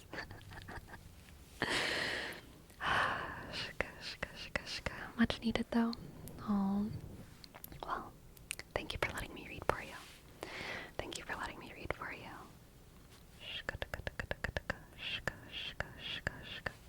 Alright, now a reading for Ferome. What do the cards have for Ferome? We have the Two of Swords, the Two of Swords, the Two of Swords, the Two of Swords, the Moon, the Moon, the Moon, the Moon, the Moon, and the Hermit. Introspective vibes tonight, Ferome. This reading is all about you and your relationship to truth and yourself. Truths of yourself. Truths of yourself. I think there's two conflicting ideas that you have about yourself. And I think at least one of those ideas is like, okay, let me say this better. I think there's a narrative that you have about yourself or your life story, and in the back of your mind, you wonder if it's different. I'm thinking of No Good Deed from Wicked, where she's singing, "No good deed goes unpunished, no act of charity goes unresented, no good deed goes unpunished, that's my new creed, my road of good intentions led where such roads are waiting, no good deed goes unpunished." But it's not that part that I'm thinking of. I'm thinking of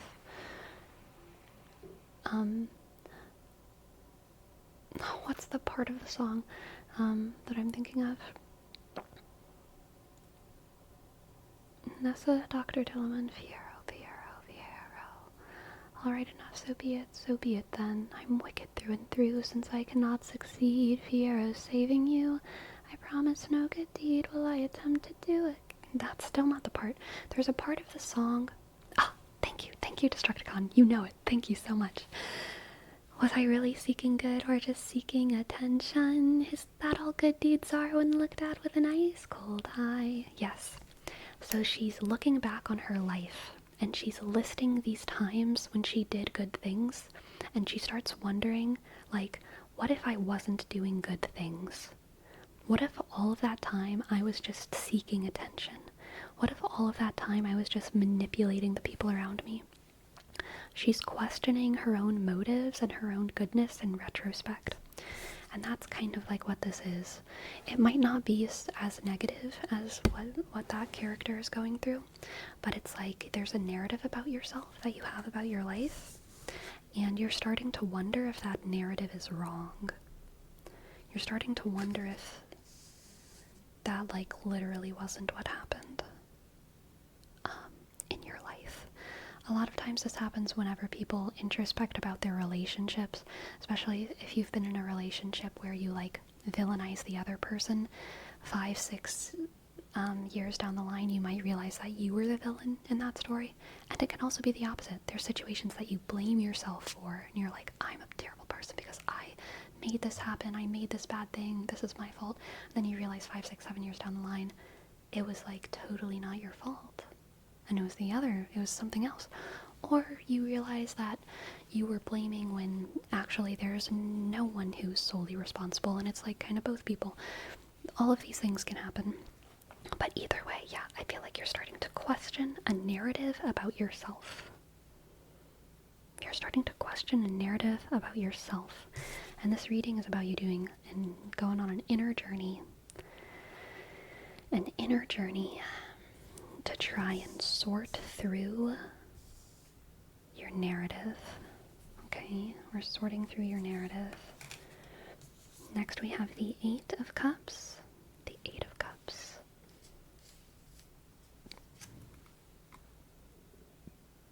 The Queen of Wands. The Queen of Wands.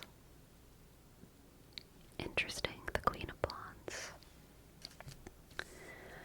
The Eight of Cups, the Queen of Wands, and the Hanged Man.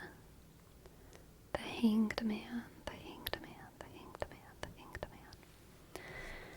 Man. So you're gonna need to take some space. Definitely. Take some space, Jerome, and take your time. Take some space, take your time.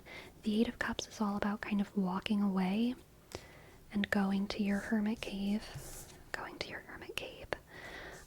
and distancing yourself from other voices. And I think that's what the Queen of Wands is saying here too. You need to not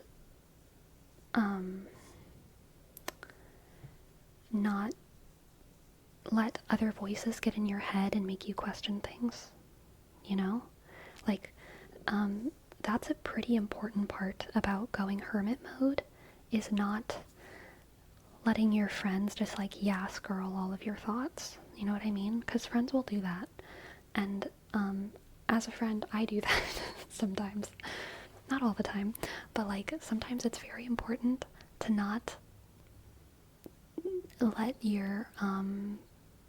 let other people influence your narrative, and you really have to figure out how you feel about things by yourself, for yourself, okay?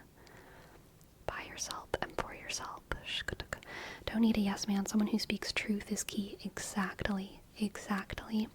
And it's really hard to tell the difference sometimes, because sometimes someone who speaks the truth will say yes because yes is the truth, right? But as an individual, you might be wondering, like, maybe you're just saying yes because you're my yes man, but they're actually telling the truth. But it's hard to tell. And I don't want you to. The cards don't want you to even have to do that game of chess with other people in your life, with your friends, whatever.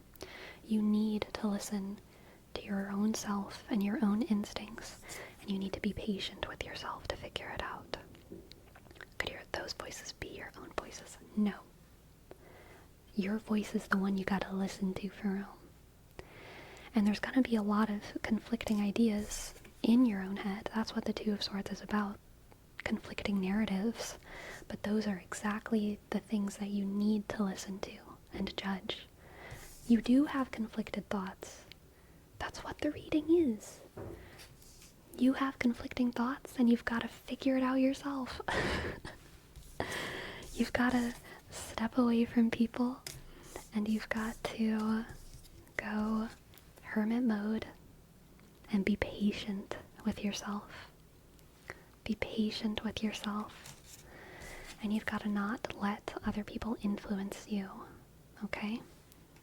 You can't let other people influence you. Let's get one more card. The Magician. Oh, I feel like you're gonna hate this one. I hate this.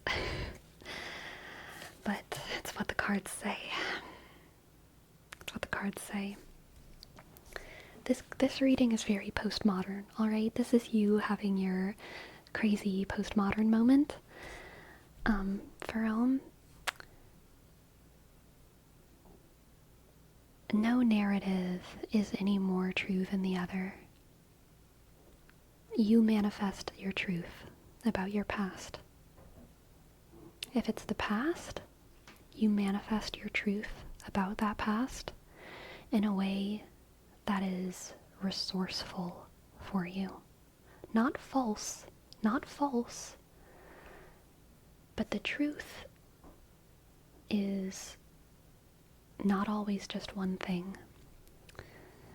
the truth can be more than one thing. It can be framed in different ways and still be just as true. And what the magician does is they take the resources at hand and they know how to make the most use out of them. So both narratives may be correct. Both narratives may be factually correct, but one narrative will enable you to learn and grow and become a better person than the other narratives. So you choose your narrative. You choose your narrative. It's not like they're both equally valuable. You do choose one, but you choose the one that's most useful, not the one that's most truthful. Because the truth is complicated. The truth is complicated.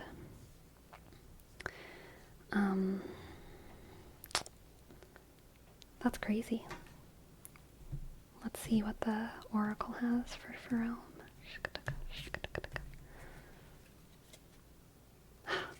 We keep getting this one lately. Ebullient, ebullient, ebullient, ebullient, ebullient. Ebullient, ebullient, ebullient, ebullient, ebullient.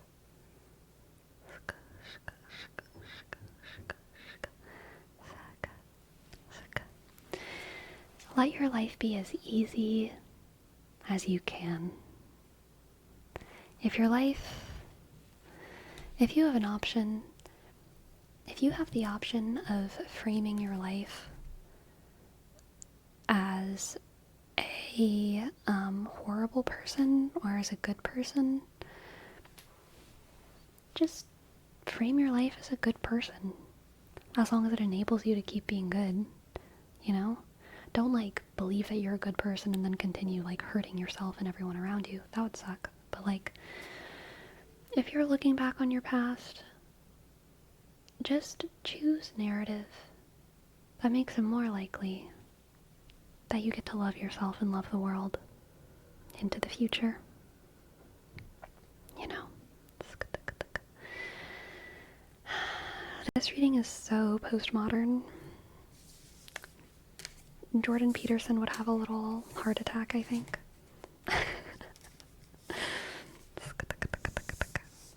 But I think it's fair. It's fair.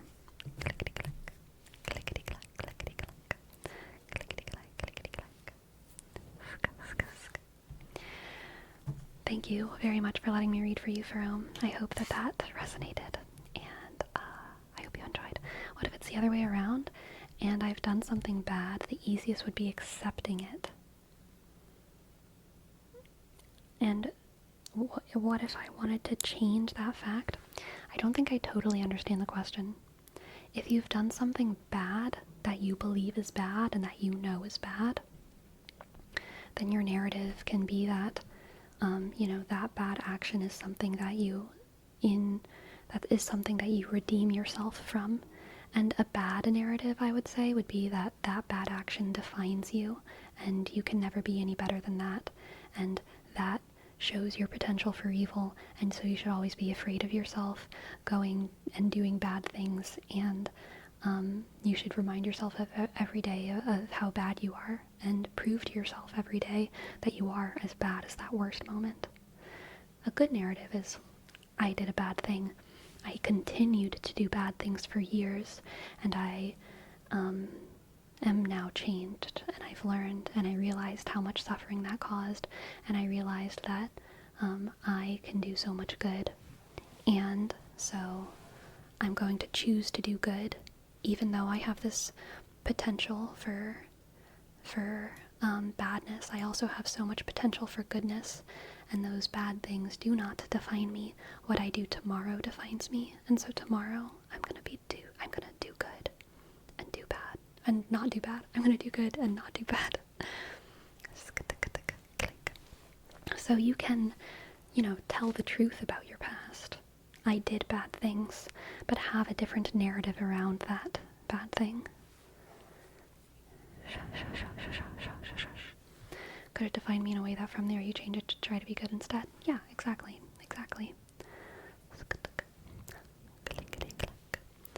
Alright.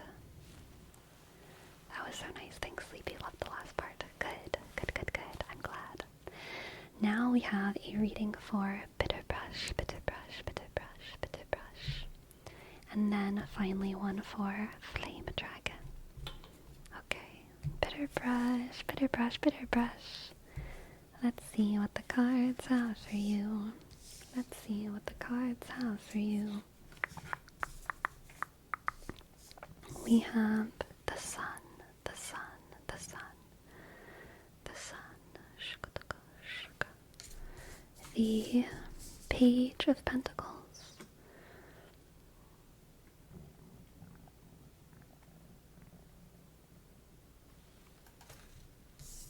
the lovers, the lovers, the lovers, the lovers, the lovers, the sun, the Page of Pentacles, and the lovers. Bitter Brush. This is cute. This is a good one. This is a good one. This is giving me like springtime, okay? This is giving me just like beautiful picnic vibes. Literally, this is giving me like picnic after church vibes. Like, there's a pretty, like, I'm picturing a specific thing from my like hometown. Outside of the church, there's like a big field, and on really beautiful days after church, families will just like go out onto that field and put their picnic blanket out and like have a picnic in the sun. And it's like very like cringe and like Christian, but like everyone's having a good time. And it's nice. But yeah, when I see the sun and the lovers together, that always just means a celebration of love. A celebration of love, and I think a celebration of love that happens in an open space. A celebration of love that kind of happens publicly, okay? And the Page of Pentacles is making me feel like there's like something like grounded and earthen about it, you know, like you're sitting on the ground celebrating love, you're eating food celebrating love, you're holding hands. It's like a physical experience, the kind of thing that like lives in your body. The sun is warm. There's a full experience of love. Not just something that's like, you know, psychologically like, oh wow, I'm really vibing with this person, but like you're vibing with something and you're physically feeling good. Physically feeling like pleasure from the world and pleasure in your heart, and you're glad to be with someone that you love.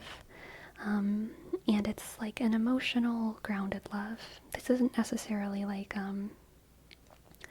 the vibe here isn't like honeymoon phase. The vibe here isn't date night. The vibe here is not like fresh romance. The vibe here is like just happiness. Just happiness, love, and happiness and peace. Enjoying the calm waters. Yes, exactly. Enjoying the calm waters. So I think, Bitter Brush, a celebration of love is in your future. Get that picnic basket ready, okay? Get that picnic basket ready, ready, ready, ready. The springtime is coming soon, and it will be a beautiful time for you to celebrate love with loved ones. Thank you so much for letting me read for you. I hope that resonated, and thank you, thank you, thank you. Alright, now we have a reading for Flame Dragon, Flame Dragon. I'm so excited for warmer weather. Me too. Me too. Alright, what do the cards have for Flame Dragon? Flame Dragon. Flame Dragon. Sleepy, have you had a beautiful day? I had a pretty, like, nothing day. Honestly. Pretty nothing day. It was good. It was good. But it wasn't like, nothing crazy happened. Nothing even interesting. happened. Or like, it was chill. A nothing day. Yes, exactly. It was nice. It was nice. I'd much rather a nothing day than like a something bad day. I'd much rather a nothing day than a something bad day. Alright, Flame Dragon. Flame Dragon, what do the cards have for? Flame Dragon. We have the Page of Wands. The Page of Wands, a rascally little gecko. The Page of Wands. Ooh, the Ten of Wands. The Page of Wands, the Ten of Wands, and the Queen of Cups. Very interesting. The Page of Wands, the Ten of Wands, and the Queen of Cups. Flame Dragon, I feel like you are about... Oh, well, so first of all, let's just get the obvious out of the way. Your name is Flame Dragon, and this reading is dominated by the fire element. Fire element. Wands are fire, fire, fire. I get the feeling, Flame Dragon, that you are gonna get pretty excited soon about some kind of project, some kind of endeavor, and you're gonna like head forth into it.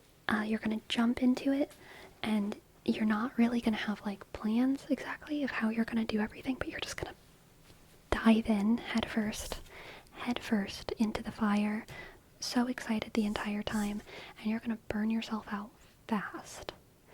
And you're gonna be lying on the ground, and you're gonna be like, oh my god, I love this thing, but I don't think I can do it. This is too much. It's too much. It's too much. It's too much. There's no way. I was such an idiot for wanting to do this thing. But Flame Dragon, Queen of Cups is coming to the rescue. Okay. You are going to dive into something head first, and you're going to realize halfway through that you need help. And someone's going to help you. And that someone who's going to help you is not going to be something who cares about the project. They're going to be someone who cares about you. Okay? So keep friends close who care about you, and feed those friendships. Feed the friendships with people who care about you, not just with people who share your passion or care about your work or want to use you in any kind of way. This is going to be someone who cares about your well-being and wants to see you thrive and wants to see you happy.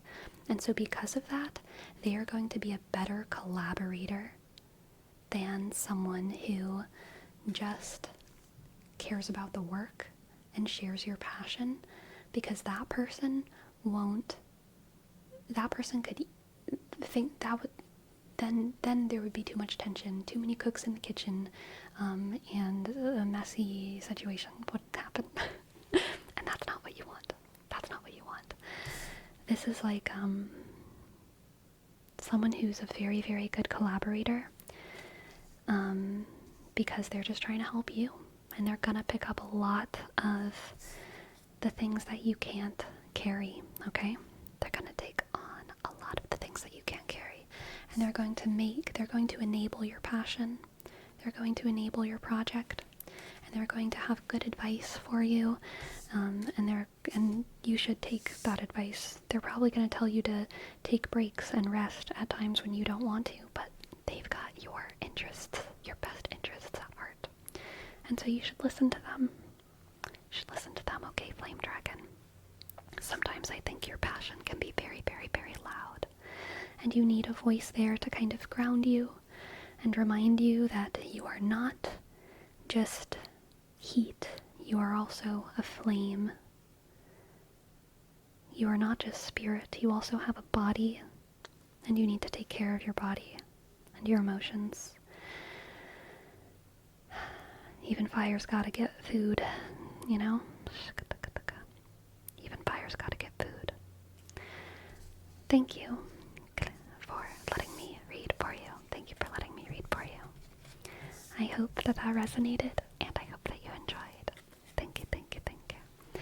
Thank you, thank you, thank you. And Jesus, thank you for gifting 3 subs.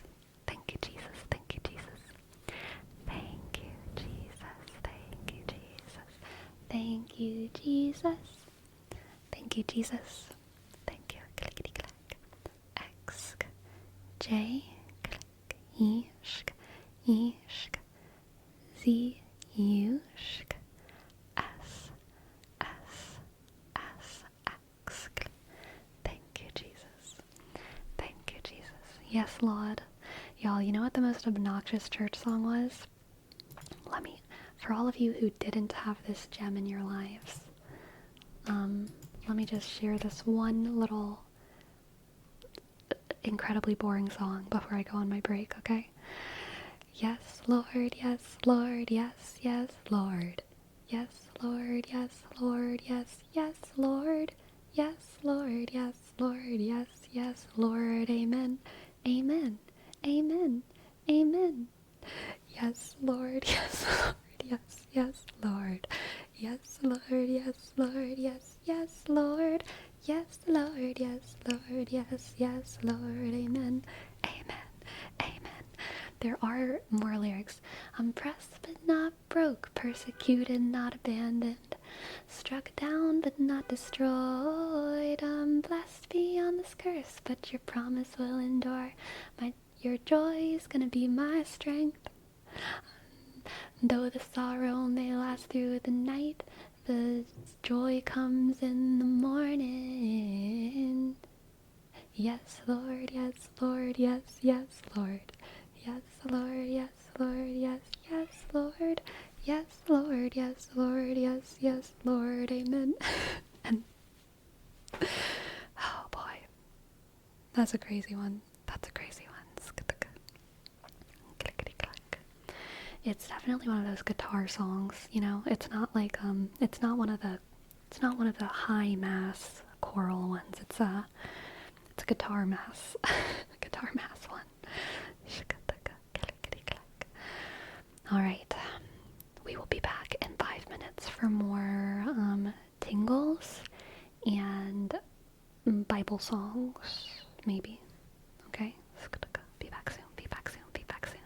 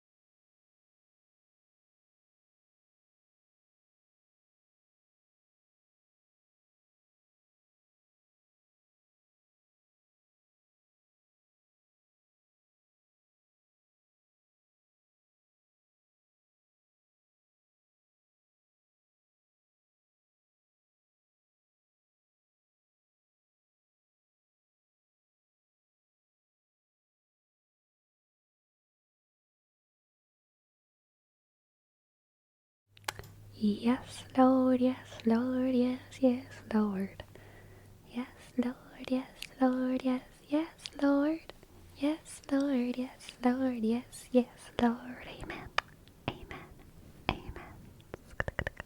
Hello, BNB. Thank you. Thanks for your sub, BNB. Thank you, thank you, thank you. B, shk, and click. B, click. 3, shk. 1, 9, sk. 9, sk. Thank you. Thank you for your sub. Thank you for your sub. Hello, the closer. Hello, Dolly Joel. Hello, Destructicon. Hello, Dominix. Hello, Burrow, and Golden Oreo, and the CEO. Hi. Fuzz. Fuzz. The fuzz, the buzz, the buzz is here. Hello. Thank you for your sub. Thank you for your 6 months. That's crazy. Thank you, Buzz. B, click, H, sk, U, sk, C, 21. Thank you, Buzz. Thank you, Buzz. Welcome back, Sleepy. Are you doing any more reading via redeems tonight? I'm not sure. What I will do is turn on the normal redeems for now. And then we might turn on tarot. More tarot in a bit.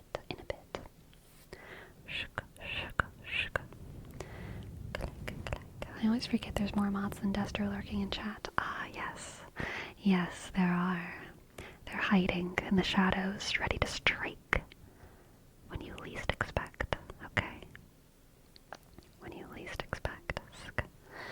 Relax,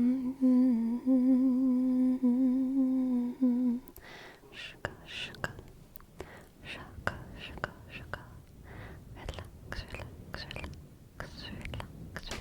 relax.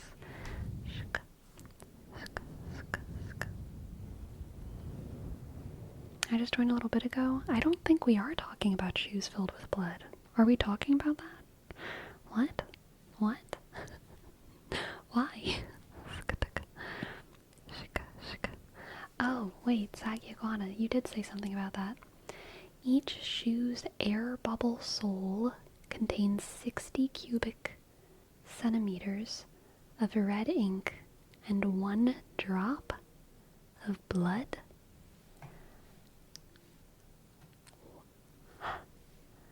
Why? Why? Lil Nas X promoted satanic shoes? Why?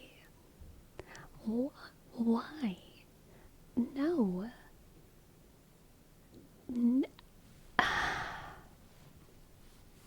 Like, commodifying Jesus, cringe. Commodifying Satan, even more cringe. Like, what? Both of these things should be free and accessible.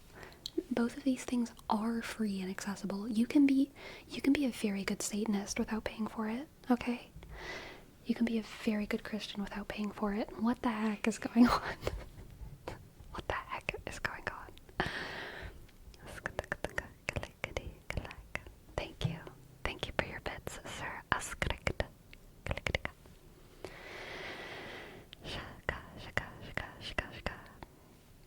It's part of his newest songs and albums, which reference Paradise Lost and other biblical stories.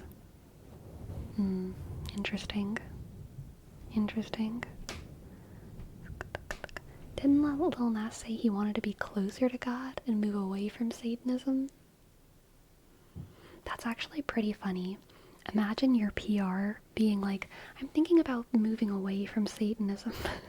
Like, moving closer to God is like very like common. Like, oh, I'm trying to be more religious lately. But I do think it's funny for like a Satanist to say that. Like, I'm thinking about stepping slightly farther away from Satan and closer to God. Not all the way. Just slightly. I'm thinking about taking one step away from Satanism and one step closer towards God. That's very funny to me. Ace Master, thank you for gifting a sub. Thank you, thank you, thank you. Thank you, Ace Master. A-shk. C-E. Click. A-shk. S-T. Thank you. A semester. Thank you, thank you, thank you. Shuka, shuka. Hey, Sleepy. I fell asleep the other day before I finished your tarot reading. I just wanted to say thank you for the reading. Ah, I'm glad. I'm glad you enjoyed it. I'm glad. I don't think Wellness X is actually Satanist. Okay. He's just using imagery to reframe the stories.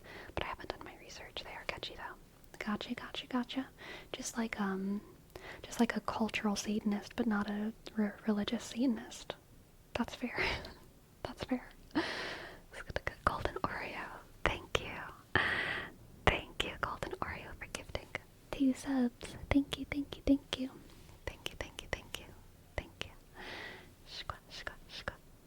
G, click, husk, L, disk, E, click, hinsk, underscore, O, click, arsk, isk, osk. Thank you.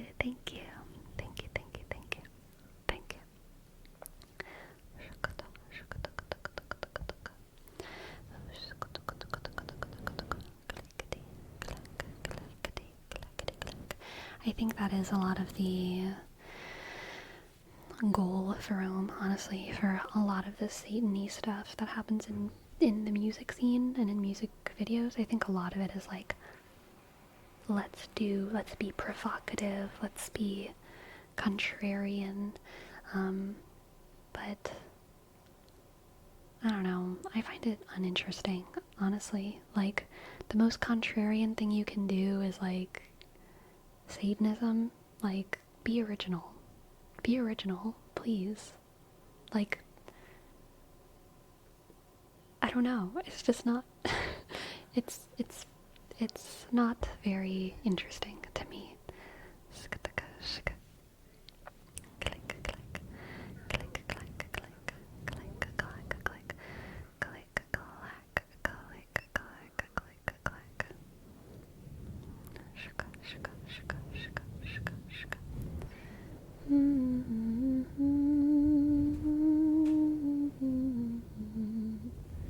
I don't understand how someone can be a religious Satanist. Don't you kind of have to admit you're on the wrong side? Satanism? Well, there's 2 kinds of Satanism. There's LaVeyan Satanism, which is definitely not like that. And then there's Satanism. LaVeyan Satanism is more about a rejection of the idea that humans ever fell or are faulty. It's kind of about pride, having pride in your humanity, and it's not really about Satan almost at all. They kind of see Christianity as something that devalued humans and created some narratives within society that make life less good for everyone. So they call themselves Satanists, LaVeyan Satanists, because they want to reject those Christian ideas, in the same way that like Satan mythically rejected God, but they're not actually like worshipping the entity of Satan. And then there are some Satanists who worship the entity of Satan, and they definitely don't think Satan was bad. They're just like on Satan's side and they think God is bad. I hope that was an okay representation. I know I'm probably oversimplifying those belief systems, but that tends to be like what I see whenever people are talking about Satanism. And then there's the Church of Satan, who are atheists. Yes, I think a lot of LaVeyan Satanists are kind of atheists as well.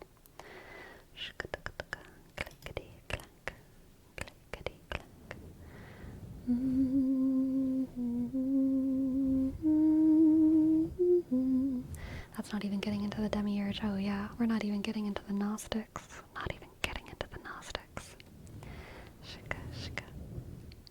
There's a quote they used, the LaVeyan Satanists. We are firm believers that you don't need God in order to be a good person and do positive things for others. Yeah, exactly. I think I'm at the Satanic Temple. Got you. got you. Got you.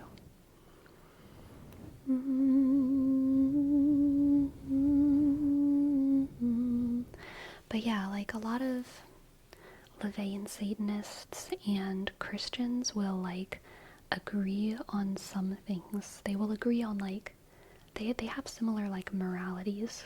There are some differences, like LaVeyan Satanists would reject things like modesty or a gatekeeping marriage or kind of other random things. But when it comes to most of life, like don't lie, be loyal, don't steal, like those things, like LaVeyan Satanists and Christians like agree on, in the same sense that most religions agree on those things. Yeah. Clickety clack, clickety clack. Hermeticism versus Gnosticism. I think the Hermetics were arguably Gnostics. I don't think it's a versus thing, okay? I think Gnosticism is a massive umbrella, and I think Hermeticism fits on the edge of the umbrella, okay? Below and on the edge.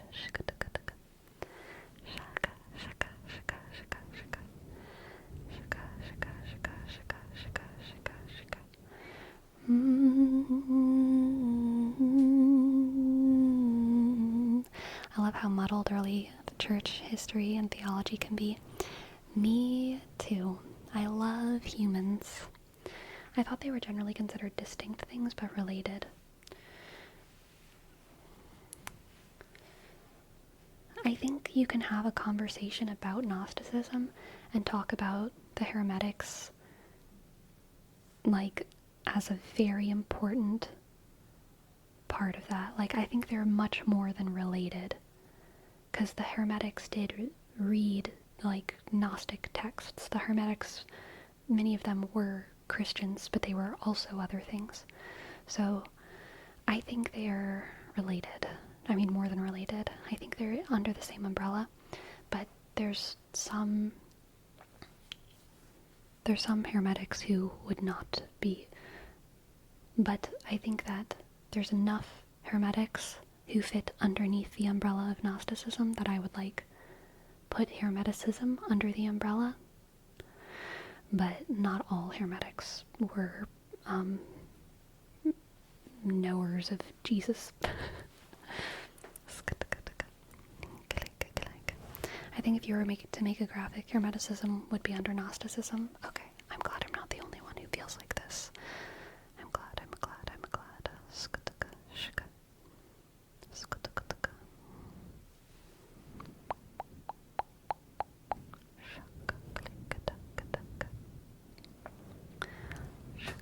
That's how it feels to be like there's a lot of overlap, but the scholar nerds say they're distinct. Mm-hmm.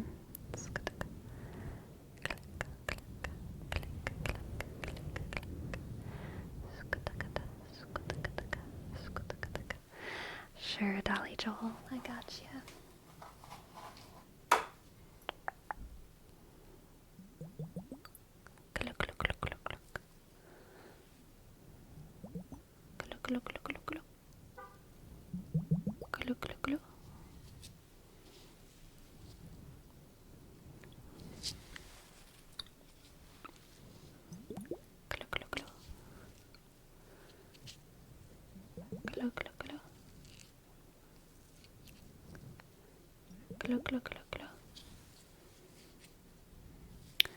I know Christianity considers itself monotheistic, but I don't know what monotrilistic means. But not all Christians agree on the nature of the Godhead. So it might be true that some denominations aren't exactly monotheists, but I think Christians consider themselves monotheists. I know Catholics do, and I think Catholics are. Sleepy, have you ever heard of Manichaeism? Yes. Manichaeism and Albigensianism, kind of like two of the most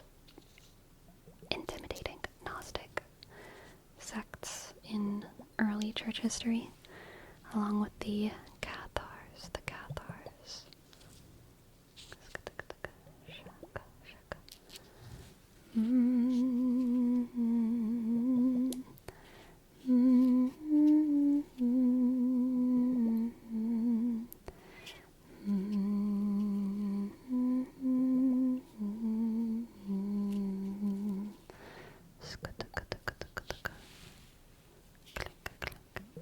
I believe it means they worship a monotreme, like a platypus. I like that definition, Miss Griffin.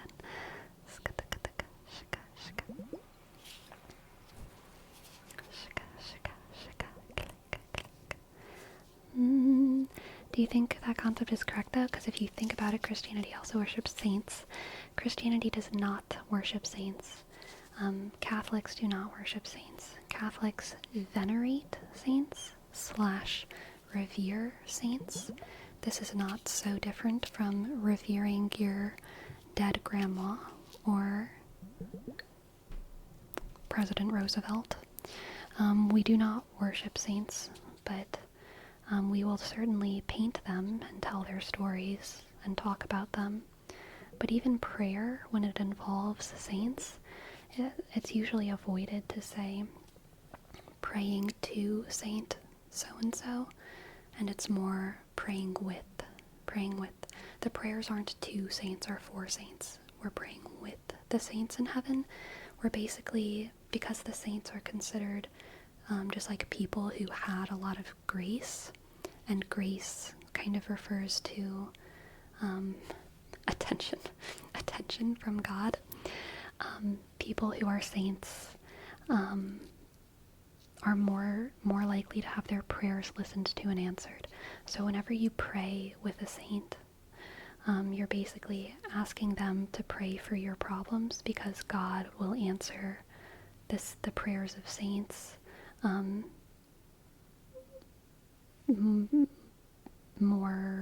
he's more likely to answer the prayers of saints than if you just pray by yourself.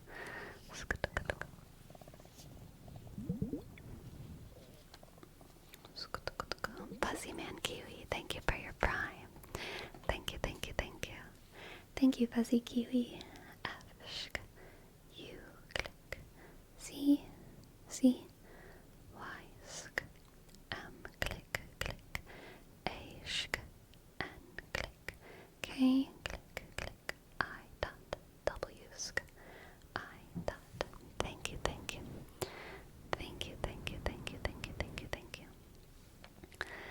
They become spiritual switchboard operators, not at all an outdated metaphor. Yes, totally. Totally. Kuru Summit, thank you for your prime as well. Thank you, Kuru. K, click. U, shk, R, shk, U, sk, S, A, click, M, click. A, click, D, shk. Thank you. Thanks for explaining. I've been feeling religion a little bit more recently, but I kind of do it my own way, and since I've been away from it a while, feels I'm not well versed. Well, that's totally okay. That's exciting, though. Shika. Hello, Beauty Pew. Hello, Beauty Pew. Hello, Beauty Pew.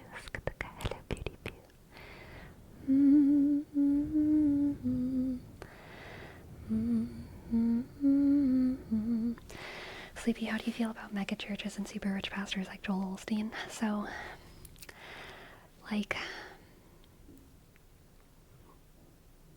I kind of hate it, but I also don't like to shit on anyone's religion. It just feels like a mean thing to do, but those are probably the only ones that I feel comfortable shitting on.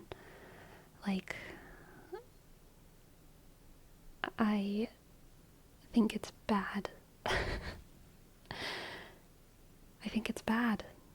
I think it hurts the people in those churches, and I think it hurts the pastors of those churches. And I just can't be okay with it. You know? Kevin, thank you. Thank you for your 2 bits. Thank you. Thank you. megachurches have too much money.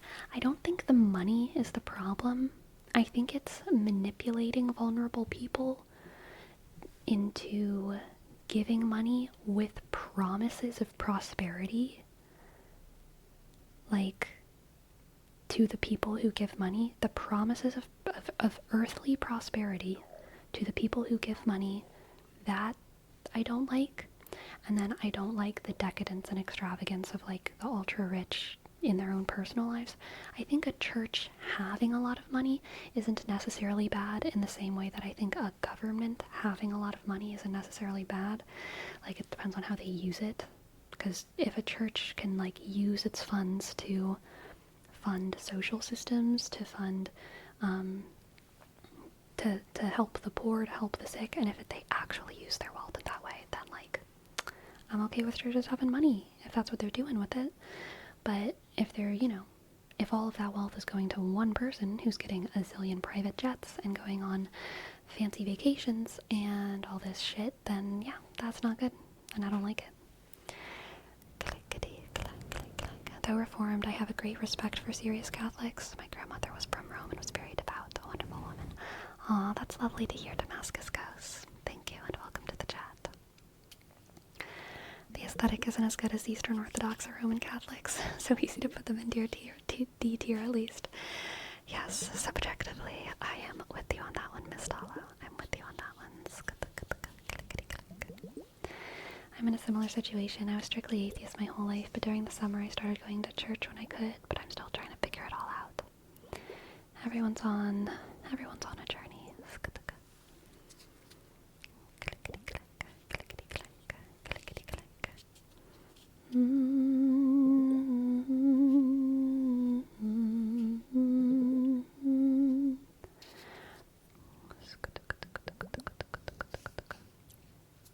I just joined. I probably missed it, but are you Catholic? I am.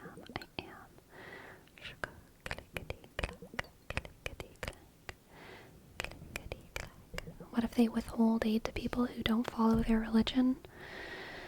I mean, I think it depends, right? I think,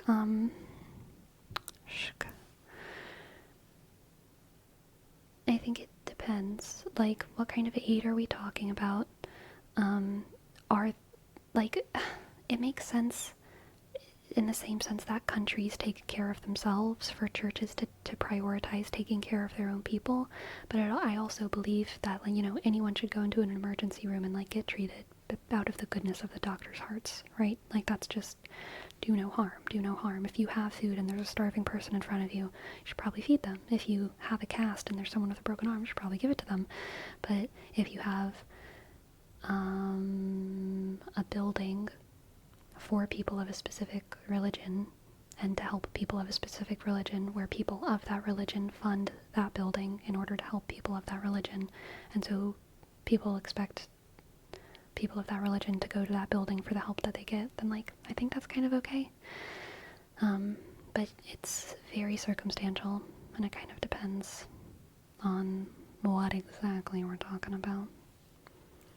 Clickety clack, clickety clack, clickety clack. Shaka, shaka. Suka taka taka taka taka, suka taka taka taka taka taka taka clack. I just got back from Rome and got my grandparents' rosaries that were blessed by the Pope. That is so exciting, Amber. That is so cool. That's so cool. What a wonderful keepsake. What a wonderful keepsake.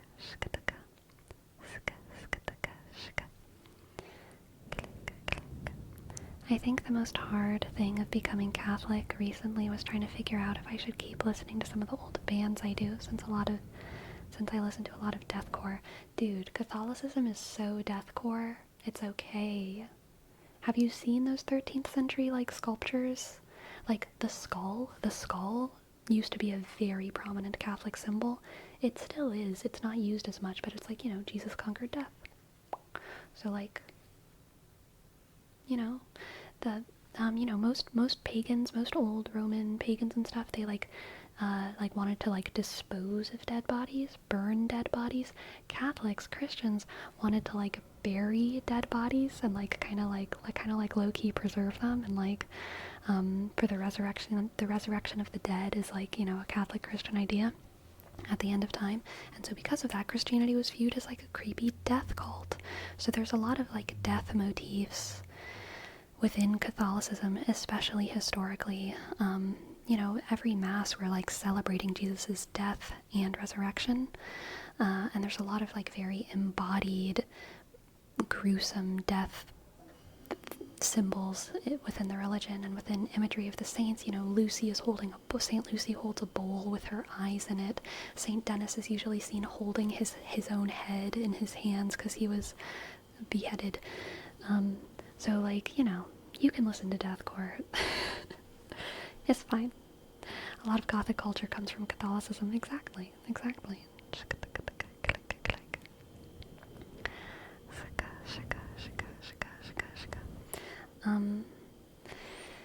Yeah, and I think like when it comes to like media, generally the way Catholics feel about media and whether or not it's okay to consume it is they don't believe that the substance of the media is like inherently harmful. They just believe that like you know, if you're at a very young age, or if you're someone who has less judgment, if you're not very good at discerning things, then maybe media can influence you negatively. And so if you are someone like that, then like you should avoid watching or consuming or reading things that make you feel like doing bad things. You shall know them by their fruits, right? But if you are able to enjoy those things without them negatively affecting you and your relationship with like life and the world, then like it's okay to consume and enjoy those things and experience them as a part of God's creation, right? There are some other denominations of Christianity that believe that things that are things that don't have Christian messages, perfectly Christian messages, so like a lot of like secular music or like Harry Potter or whatever, there's some denominations that look at those things and don't believe that they can just be a negative influence, but they believe that those things are evil and will like kind of poison you slowly because of the substance of what they are. So it's not just that they'll affect you intellectually and make you want to make bad decisions, but it's that they are kind of demonic because they are a distraction from the Bible. And you'll see a little bit more of that rhetoric in like fundamentalist circles for sure, but Catholicism doesn't usually look at something like secular music and say that it's demonic. It usually just says this thing teaches a negative message and we should be very careful when consuming it. Yeah. So just, you shall know it by its fruits. If after you listen to deathcore you want to like do murder, then like maybe you should not listen to deathcore. Exactly, Dolly Joel. Listen at your own discretion. Exactly.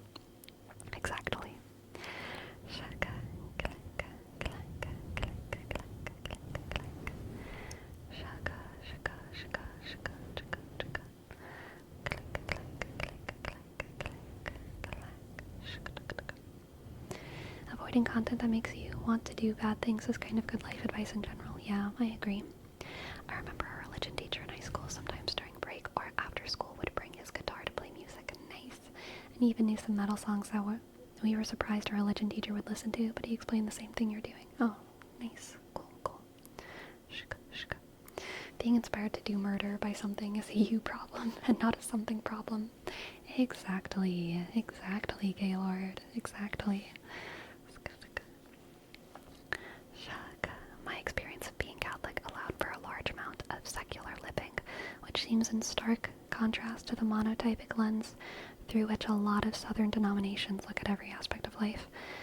I agree, Miss Tallow. Same here. Sleepy didn't grow up in Latin America where everything can be labeled as Del Diablo. It was a thing when I was young, like Pokemon. Nice. There are some Christian bubbles where people do label stuff like that, like so often. What I love, something that Catholics in America don't do, but I love it when I hear Christians do it, is whenever they refer to something as being from the enemy, or of the enemy, just the enemy, I think it's like so dramatic, and I just think it's fun. I want to, like, every time I see something bad, I just want to be like, oh yes, that's of the enemy. That's from the enemy. The enemy sent that. You're letting the enemy impact your life. Oh, I love it when fundamentalists, or just evangelicals, Protestants, whatever, when they refer to like bad things as being of the enemy. It's so dramatic. It has such a gravitas to it.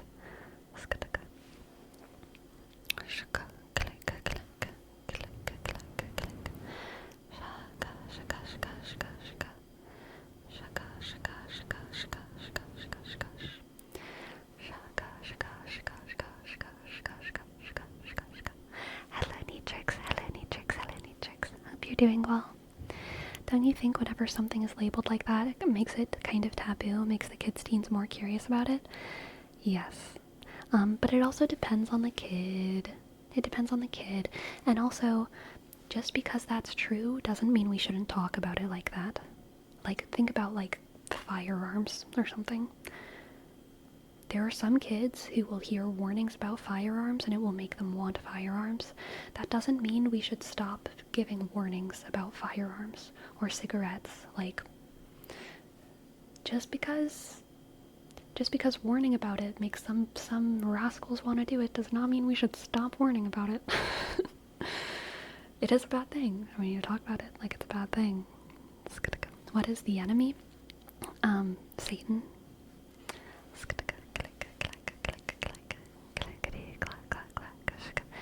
It's very silly sounding. Like, seriously, listen to yourself when you unironically refer to an abstract force as the enemy because you don't like a song that just came out. I know.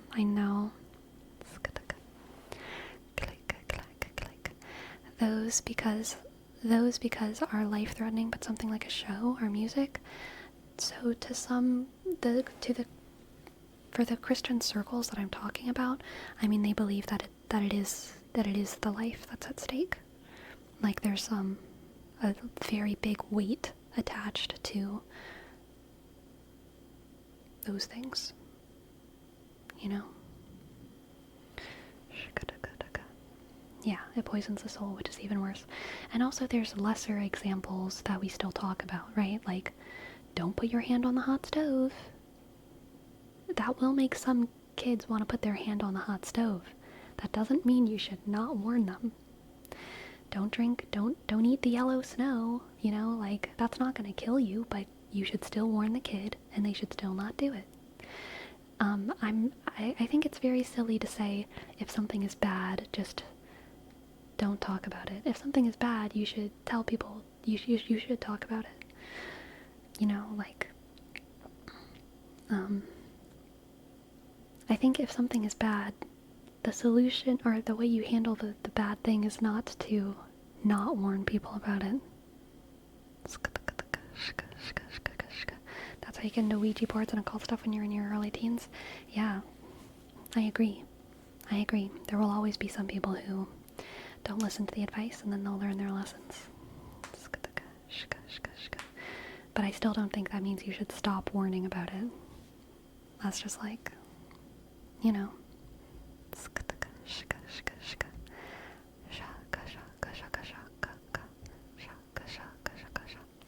Something I found interesting is one day a guy asked my physics teacher if he was religious, and he said yes, and the reason was because of his quantum physics course made him realize that we should not be here just by chance. Yeah, I've heard stuff like that too. It's similar to not teaching sex ed in high schools. Odds are you'll encounter sex at some point in your life. It's important info to have even at a young age. Great analogy, Runewood. Great analogy. Yes, like, yeah, educating kids is good. Educating people is good, especially if they ask questions. So yeah. And with education will always come, you know, things that we warn people about. Shka. Shka.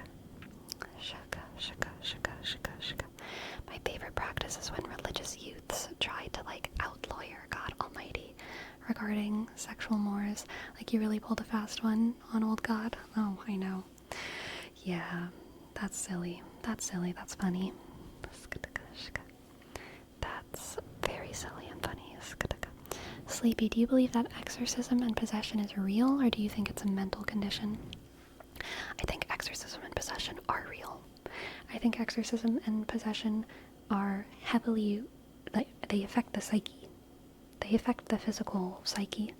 So, first of all, I think it's possible that people with mental conditions can make themselves more vulnerable to exorcism and demonic possession.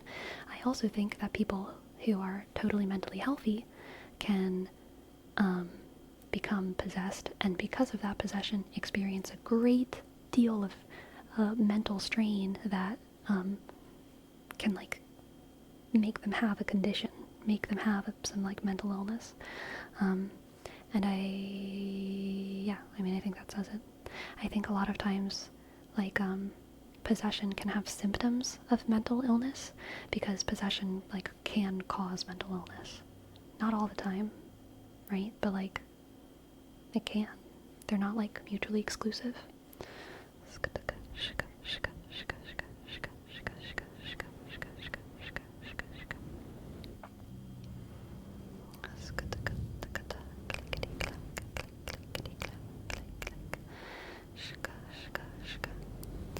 Exorcism is a ritual of the Catholic Church and is not taken lightly by the Church, and all mental condition is ruled out before they proceed with an exorcism, which has to be approved, and not so many people do it inside the Church. Yes, that is also true.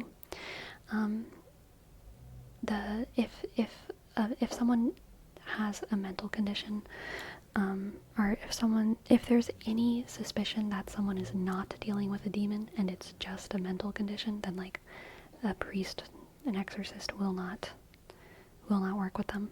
Although, I mean, I have heard exorcists talk about how, like, exorcism can cause trauma and can cause mental conditions, but, like, a mental condition being the core thing is usually heavily tested, because exorcists, like, are very skeptical. Most people who want an exorcism, an exorcist will not just give it to them. It's a very, very skeptical process, and they will try to get people to get other kinds of help before they assume that it's a demon.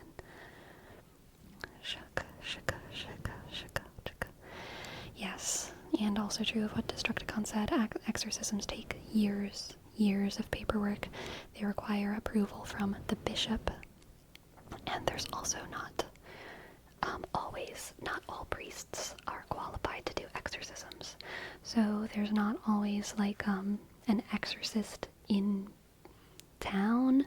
So, like, there's a long time of getting a situation approved as a demonic possession, and then after that there's, like, getting the actual exorcist in, and then after that there's usually multiple sessions and multiple whatevers, and they can take, weeks, months.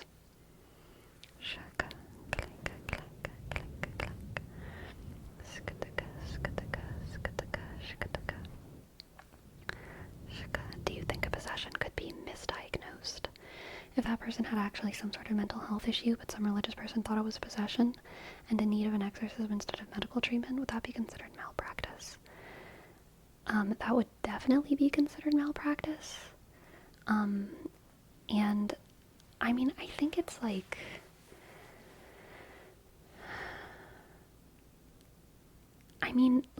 there's probably more things that happen the other way. There's probably more, like, minor possessions or whatever, that are non-diagnosed. I feel like yeah, exactly like Dr. Strangelove is saying, there's so much paperwork. There's so many hoops that they have to go through. So I kind of, doubt that would happen. Do you know what a genie is? I don't know the details of, like, jinn or genie, but I know that they're similar to demons.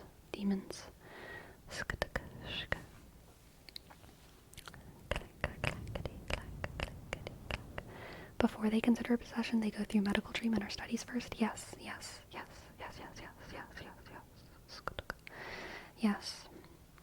Like, some priests or bishops will ask a person to go to therapy for, like, 2 years before they like, reconsider whether or not they're possessed. You know, like, they don't want to have to call the exorcist from a state over.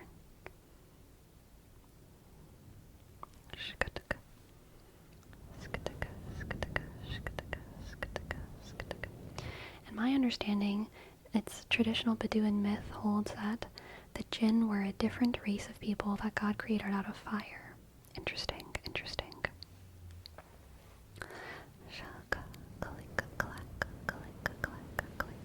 Exorcism is a last resort. Yes, yes. For sure, for sure, for sure. For sure, for sure, for sure.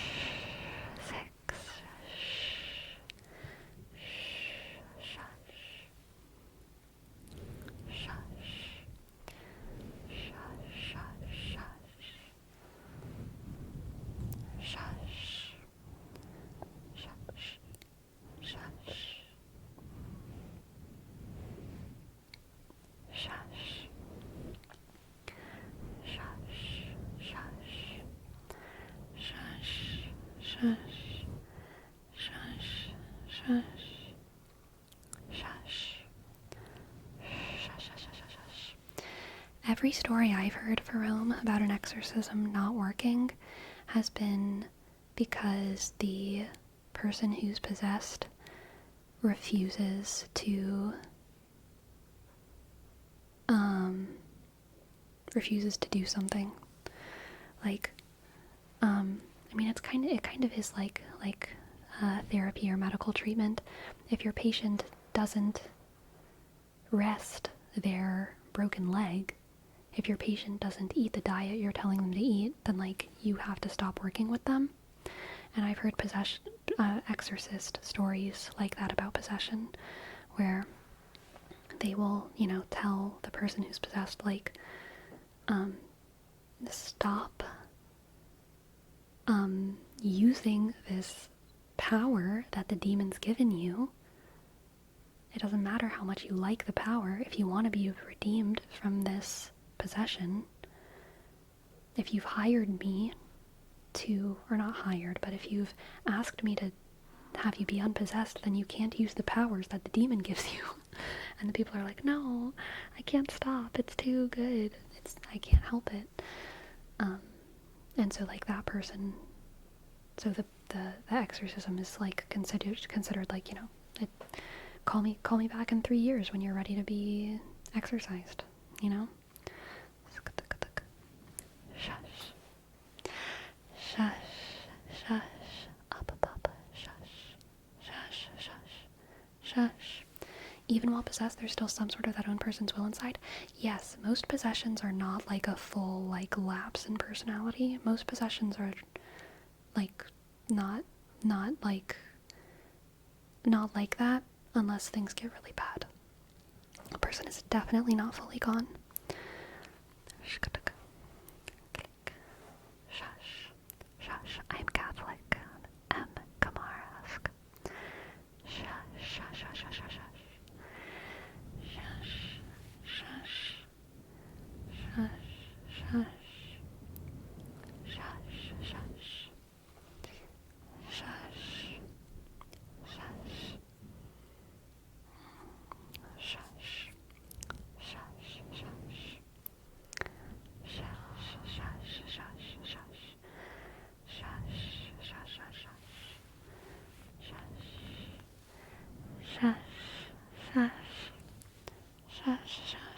You seem really well versed in this topic. Look,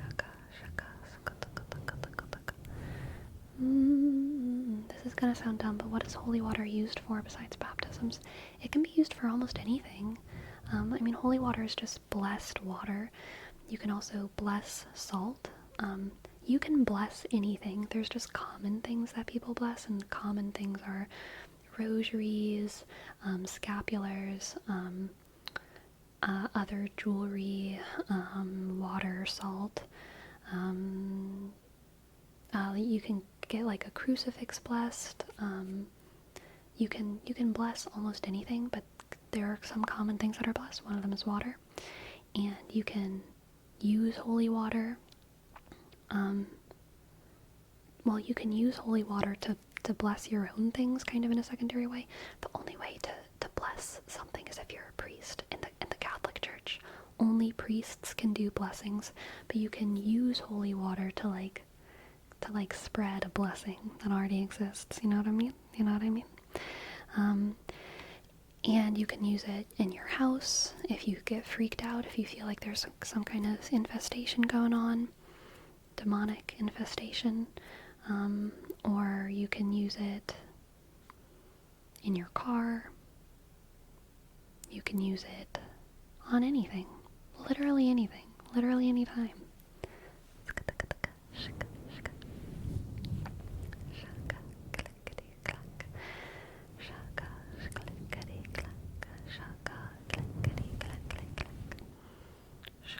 The most common thing to bless is people. True, Vig. True, Vig.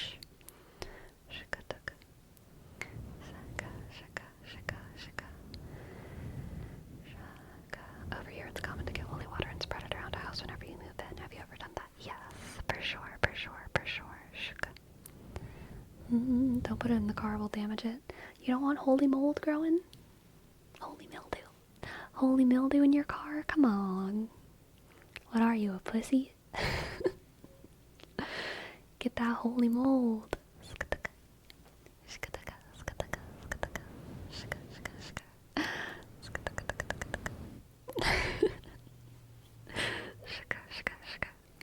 Then you get holy penicillin. So true.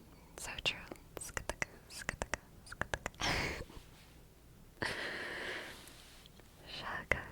Sleepy's been very aggressive since she lost arm function. It's all my pent-up aggression, pent-up rage. I can't punch y'all anymore, you know? So I gotta just verbally abuse you. Sleepy, if the mold in your car was from holy water, would you have it removed still? Yeah, probably so. Probably so.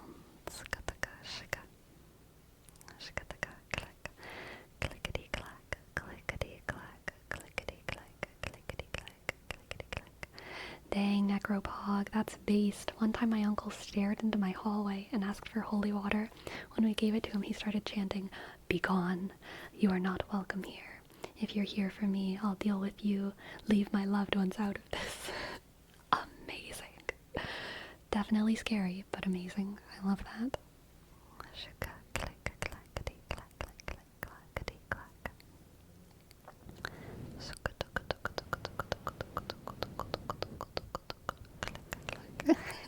Holy Moldy is being added to my list of things to say so I don't blaspheme. Good. Do you keep holy water in your house? So I used to have a little thing of holy water, but I think it evaporated.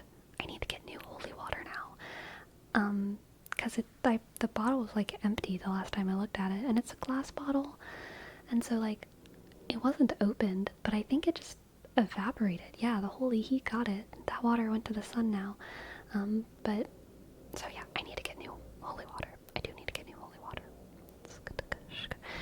At a lot of nice cathedrals, there will be a like a fountain, kind of like a tap of holy water, and you can go there with your own bottle and like get a whole bunch of holy water, which is nice. Not all churches have that though, so a lot of times you just gotta go up to a priest. Priests after mass, that's like when they bless things most often, because after mass usually the priest will like go outside and like shake hands with people and talk to them a little bit, and that's when a lot of people come up with their rosaries and their crucifixes and their salt and their water, and they ask for it to be blessed. Over here you bring your own water and the priest blesses it after Mass. Yeah. We legit have holy rice in Hinduism. Amazing. I love that.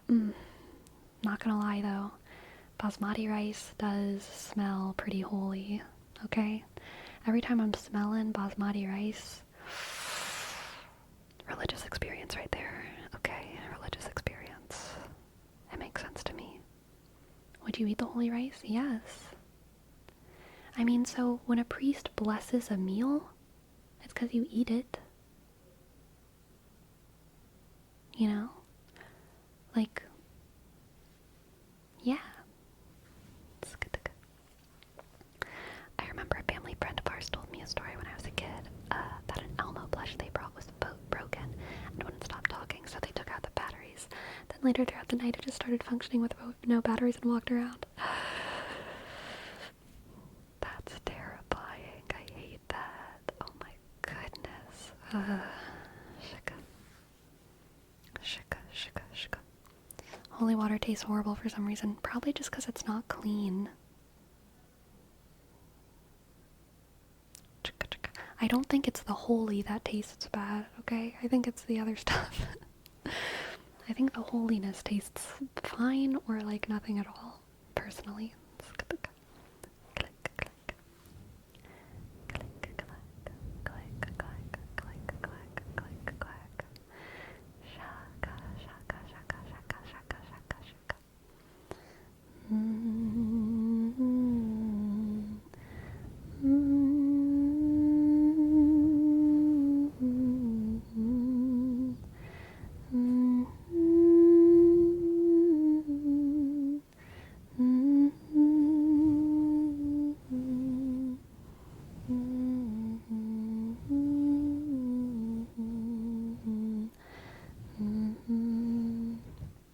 So here's a fun fact for the Catholics in the chat. Fun fact for the Catholics in the chat. Something that is next to, whenever you walk into a church, there's a little basin of holy water, and you do the sign of the cross. You put your finger in it, and then you do the sign of the cross. And you usually do it whenever you enter, and a lot of people do it whenever they leave, but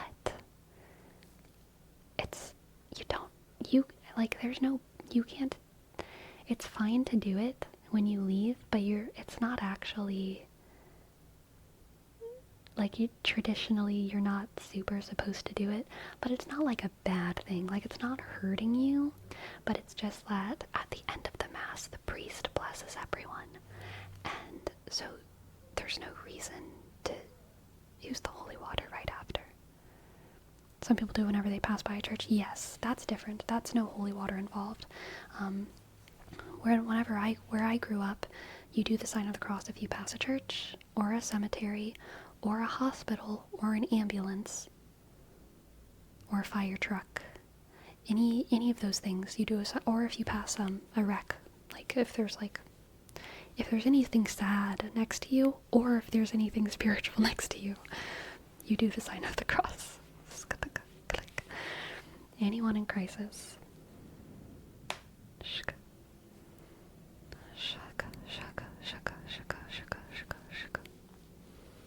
Yeah, the buffs don't stack. Exactly, face disabler. Exactly.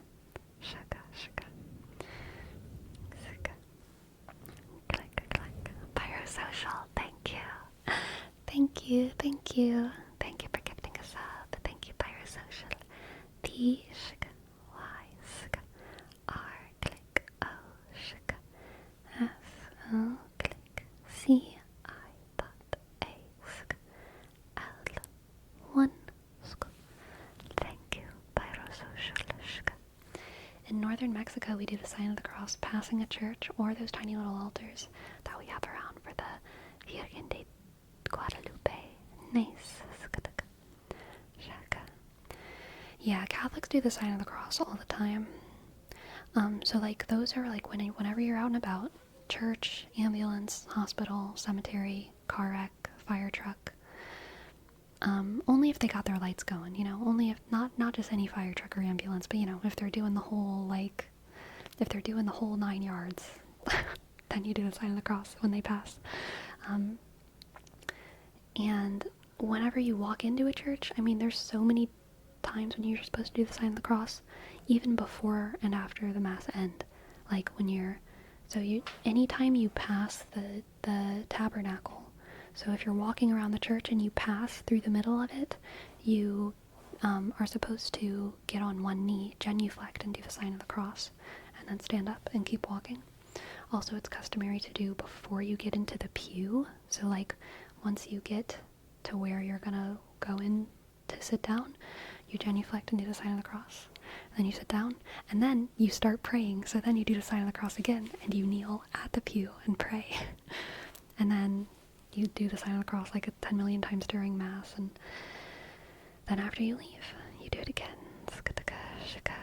Have you ever gotten the ash across your forehead? Yes. Yes, it's on Ash Wednesday, which is the first day of Lent, so it only happens once a year. But yes. Also, obviously, before eating a meal, yes, before every prayer. Usually Catholics do the sign of the cross at the beginning and end of any prayer.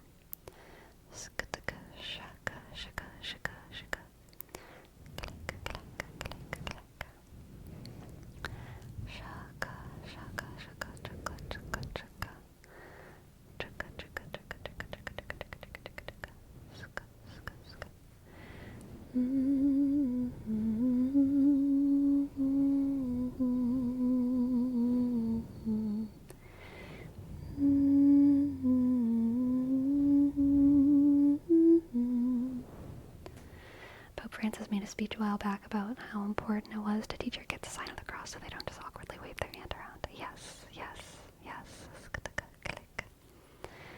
Yeah. I like the sign of the cross. I think it's fun to do, feels good to do. It's a very little prayer in and of itself.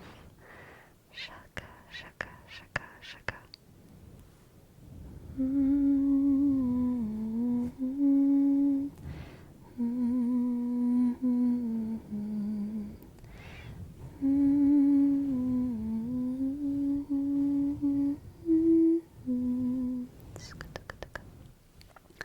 I have a question regarding the sign of the cross. For me, it's like opening a phone call.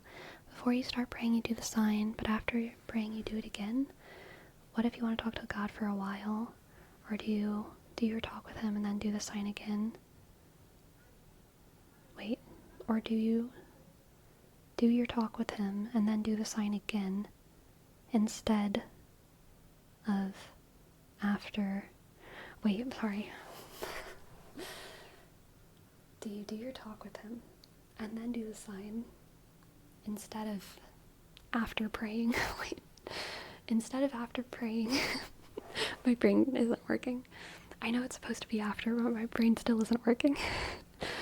Instead of after praying, sign, pray, sign. Yes, sign, pray, sign. Sign, pray, sign.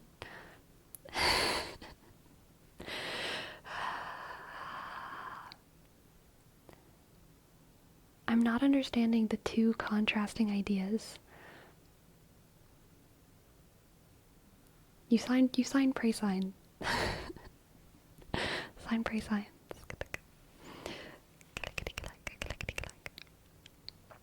Sign, pray, sign, talk, sign, or sign, pray, talk, sign. Pray, talk, same thing. Pray, talk, same thing. Pray, talk, same thing. Sign, pray, talk, sign. Sign, pray, talk, sign.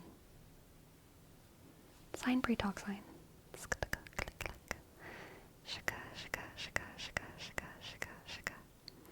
Exactly, spooky fish. Why use many words when few words do trick? You don't... Oh, so here's the real trick. Here's the real trick, secret for home. The sign of the cross is a prayer. It is a prayer. It is customary to do the sign of the cross and then do another prayer and then do the sign of the cross. But you can do the sign of the cross any time of day, any which way. You can do it throughout your prayer, in the middle. You can really do anything that you want with it, as long as you're doing it right. But it's customary to do sign, prayer, / talk, and then sign. That is customary. But you can do sign, prayer, sign, conversation with God, sign. You can do sign, prayer, talk, sign. It's just kind of like a good way to begin and end things.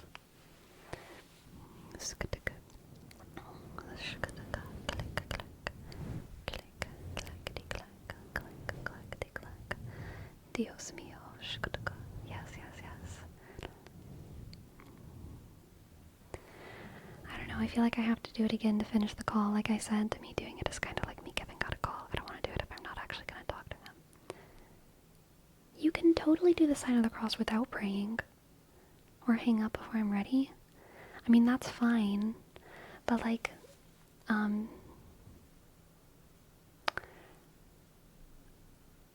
the sign of the cross is a prayer, okay? It is a prayer, so you should never do the sign of the cross without already feeling like you're in that conversation. Even though it is kind of a good way to start and end the call, like you're saying, like it's also like you shouldn't do the sign of the cross without realizing that you're already in that conversation. So whenever you do the sign of the cross when you pass the ambulance or you pass the cemetery, you do the sign of the cross with a sentiment in your head. It doesn't necessitate having a whole prayer after.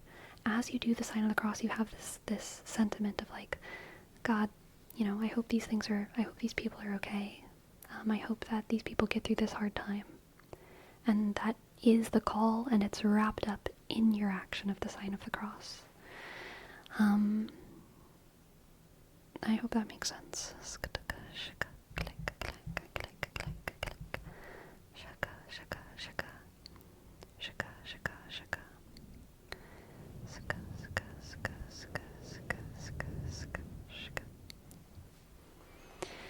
As a kid, I did it twice when passing my church. Oh no. I mean, it's fine. Like, it's bonus prayer.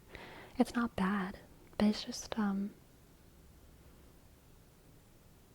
you could be getting more out of your sign of the crosses than I feel like you're getting. If you're just considering them like the opening and the closing of something rather than a thing in and of itself. But the sentiment is a good one. The sentiment is a good one. Shaka, shaka, shaka, shaka. Clickety clack, clickety clack.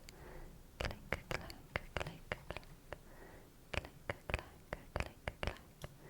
Shaka, shaka, shaka, shaka, shaka. Shaka, shaka, shaka, shaka, shaka, shaka. Click clack, click clack. Streamline that process. Exactly, exactly. Exactly.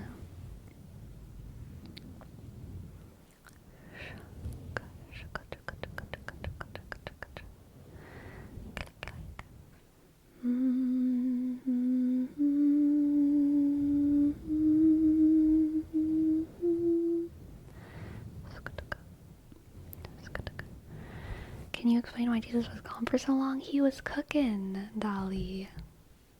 Okay, let the man cook. He was cooking.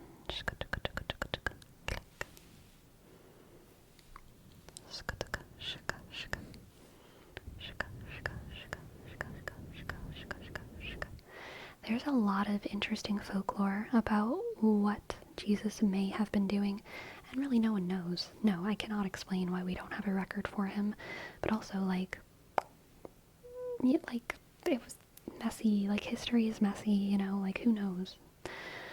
I've also heard that he's gone to Egypt, but there's a lot of folklore from various places that claim to have, legends that Jesus came there whenever he was younger. There's folklore in England that whenever Jesus was in his adolescence, he went to England for a while.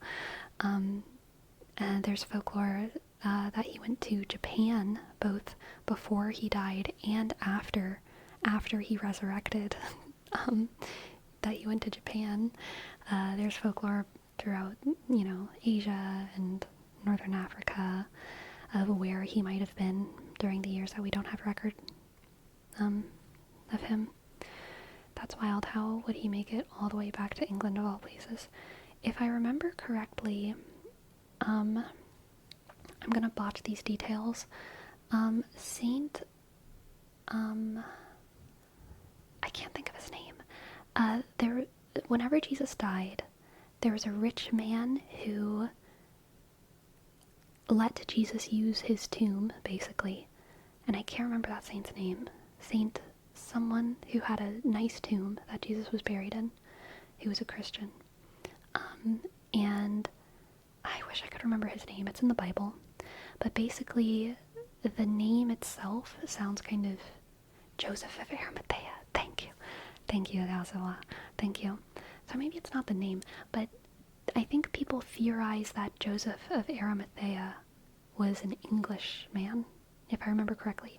And I can't remember why. They theorize that he was an Englishman and that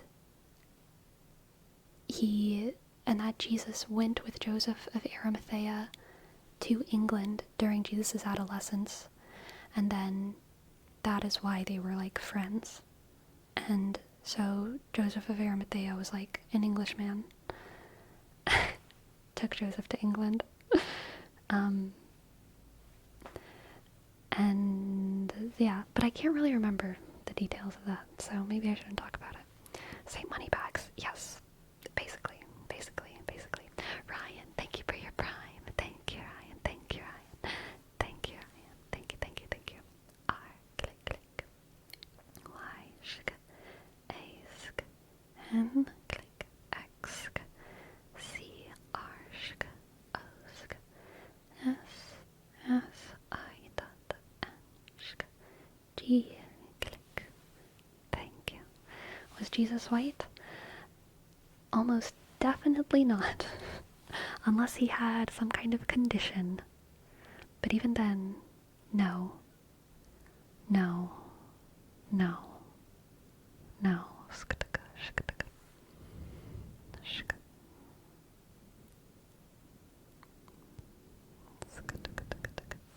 Speaking about that, what do you think about the supposed lost chapters of the Bible?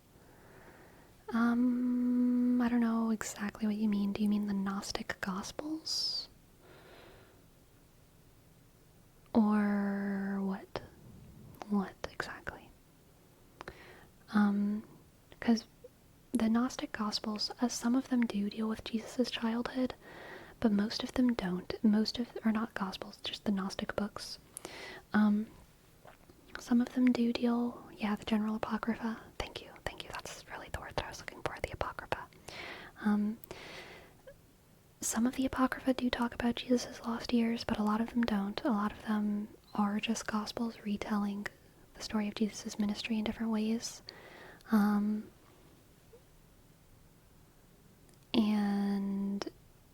the only one that I can think of that talks about Jesus' childhood is the Infancy Gospel of Thomas.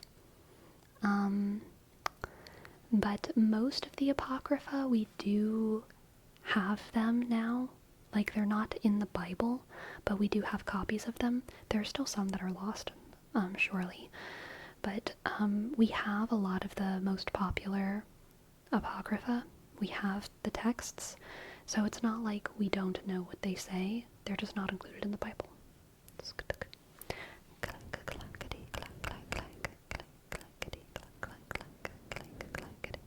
Yeah, Jerome, you're probably talking about the Apocrypha. So people know what's in the Apocrypha. Like, what the contents of the Apocrypha are not really a mystery. They're just not in the Bible by decision. Yes. And most of them were not included for very good reason. Like, they're clearly clearly have bad, sketchy authorship. Like, there's just like literal lies within them. And then some of them are like more debatable. Like, was this true? Was this, or like, what is this accurate? Was the Gospel of Thomas written by Thomas? The Gospel of Thomas is one of the ones that has like the most like kind of credibility as a gospel. But the infancy Gospel of Thomas is like almost certainly written by like a Greek man who had nothing to do with Jesus. And like there's a lot of them like that are like not included for good reason. Very sketchy authorship, doesn't really make any sense. Still interesting, good reads. Sometimes they have, sometimes there's like select verses or messages within them that are agreeable within the canon of Christianity, but like the thing as a whole is not considered divinely inspired and might have some inaccuracies or whatnot. Apocrypha means lie. Yes, indeed. Yes, indeed.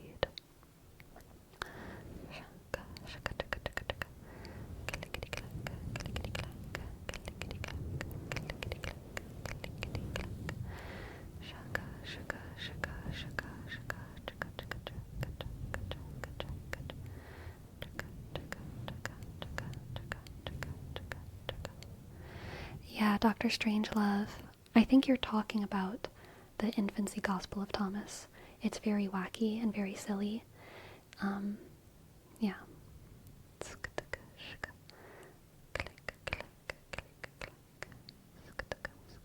Apocrypha does slap as an ASMR word. Apocrypha, apocrypha, apocrypha, apocrypha. What do you think differentiates those texts from the ones that were included? So, like I said, there's a lot of different reasons. Like, not every text wasn't included for the same reason. Some of them weren't included because of sketchy authorship. Some of them weren't included because they seemed to like not have a message that was cohesive with the rest of the Bible. Some of them weren't included,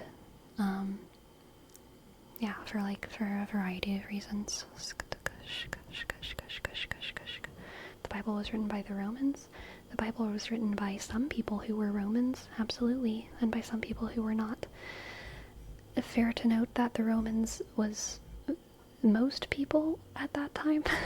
It was hard to exist in that region and not be technically a Roman, right? Like, Israel was part of the Roman Empire, So, like, most people were kind of oh god, I just got like a pop-up. That was weird.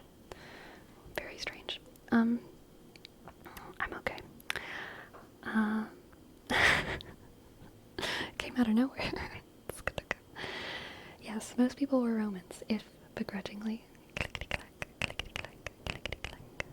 Do you think any of them may have been worthy to be included?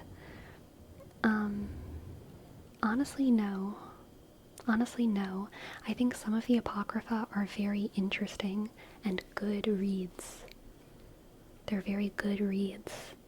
But like, the Bible, I do believe, is a divinely inspired text. And I don't think every good, interesting book written by an early Christian is divinely inspired. In the same way that I don't think, like, Brant Petree's books or Scott Hahn's books or whoever's books are like divinely inspired. They're just very good books. Very good books. Anyway, we have a name trace for Iorita, and Clockwork Box. I click O sk R sk I dot D click A sk underscore and Clockwork Box C L O shk C K shk shk W click O sk R shk K click click F sk sk O shk X sk 3 click. Thank you. And for M. Kamara, we have a word rep for Lucifer. Lucy, Lucifer. Light bringer.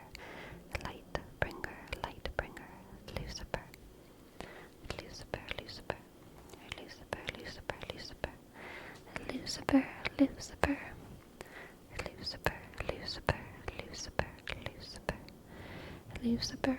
Do you think there could ever be more chapters added to the Bible? No. Probably not. Probably not. Lucifer. But also, never say never. I'm just a little lay person over here. I ain't no pope. So, anything's possible, but no, I don't think that's gonna happen. Lucifer, Lucifer. Lucifer, Lucifer, Lucifer, Lucifer, Lucifer, Lucifer, Lucifer. You think God will make a Bible too? You should talk to the Mormons about that, Tanned Waffles. If you're interested in the sequel, I'm sure the Mormons would love to tell you about it. Lucifer, Lucifer, Lucifer. Alright, and for Destructicon, we have a word wrap for tabernacle, tabernacle, tabernacle, tabernacle, tabernacle, tabernacle, tabernacle. Ain't no way. Yep. The Church of Latter-day Saints, you're right. I apologize. Old habits. Talk to a member of the Church of Latter-day Saints. Tabernacle. Tabernacle, tabernacle. Tabernacle, tabernacle. Tabernacle, tabernacle, tabernacle. Tabernacle, tabernacle, tabernacle. Tabernacle, tabernacle, tabernacle.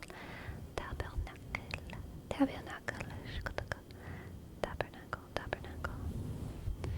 The Church of Latter-day Saints would also love to tell you how America is the Holy Land. True, they would. Tabernacle. We don't call them Mormons now? No, I mean a lot of people do, right? Tabernacle. But technically, they are the Church of Latter-day Saints, and they kind of had to change their name because of the Mormons who were actually abusive polygamists, like a real problem. And because that was a sect, like a kind of an offshoot of the Church of Latter-day Saints that was doing real problems, and they call themselves Mormons. So the Church of Latter-day Saints was like, please don't call us Mormons, please don't call us Mormons. We're not like them, we're not like them, we're not like them. And to be fair, they're not like them. Like most Mormons, not doing all that. Still weird. They still got plenty of quirks, but they are not marrying 10, 13-year-olds and then having children with them and living in the mountains and doing sketchy, the Church of Latter-day Saints are not doing that. But the Mormons at one point were. And so yes, they kind of changed. They had a rebrand in order to distance themselves from those people, which is fair. I would also want to distance myself from those people. Lock in cat team. Cat team, I need you to lock in right now. Lock in. Focus.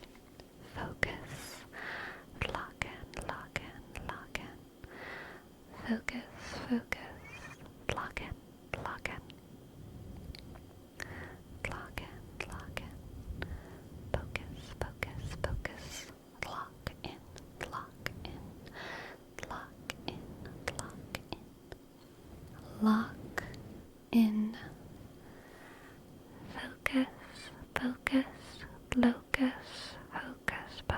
Focus. Lock in. Log in. Are you logged in?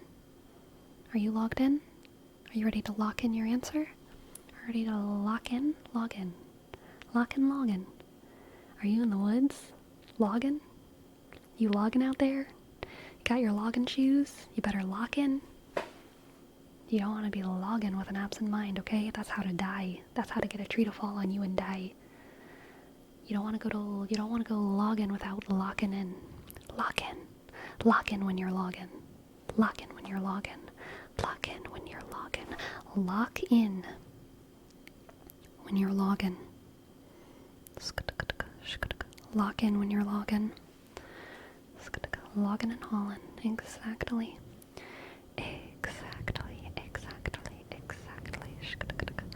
Oh my gosh, you hit your noggin with the login. Amazing Tandwapples. I'm logged into League and logging out in the forest while locked into my safety harness. Poetry. Once an LDS got mad at me while walking across a park because I refused to take his pamphlet. Dang, that's very un-LDS of him. Usually they just smile, desperately wanting to be listened to.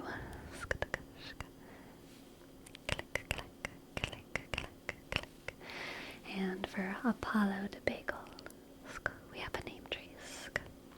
A, click, B, O, double L, O, underscore, D, click, A, underscore, B, A, click, G, click, E, click, L.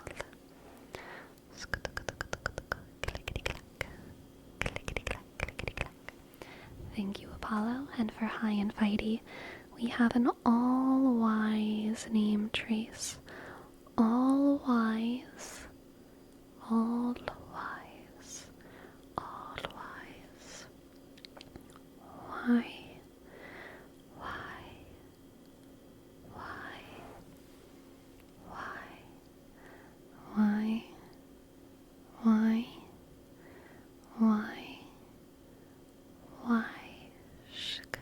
Why? You're welcome, Jose. Why, oh, why, oh, why, oh. Why did I ever leave Ohio? Why did I wonder what lies over yonder when I was so cozy at home? Wondering while I wander, something in a something, something, oh something, oh something, oh something, something, oh something in some. Why click? Why click? Nova, thank you. Thank you for your prime, Nova. Thank you for your prime. N O V A click S H click W. Thank you for your 6 months. Thank you. Thank you. Thank you. Thank you. Thank you. Thank you. Thank you. Thank you. Thank you. Thank you. Thank you. Thank you. Thank you. Thank you. Thank you. Orange, orange, orange, orange. For Middle Lane Drive, we got a word up for orange, orangen, orangen, orangen, orangen, orange, orange, orange, orange, orange, orange, orange, orange. Parsi TV, thank you. Thank you for your prime. Thank you for your prime. Thank you for your 2 months. Thank you. B, click, A, shk, R, shk, C, I, dot, T, click, V, sk, sk, sk. Thank you, Parsi. Thank you, Parsi. I think it would be funny. This is evil. This is evil and horrible, okay? To be clear. I think it would be funny if how Twitch says, like, they've subscribed for 1 month, or they've subscribed for 2 months, or they've subscribed for 3 months. If always, no matter how many months it was, if it said only, so it was like, you know, so-and-so's only subscribed for only 12 months. That would be funny. Sleep, you already got that. True. True. Stream Elements does say that. No one's really watching. No one's really watching. Clickety clack.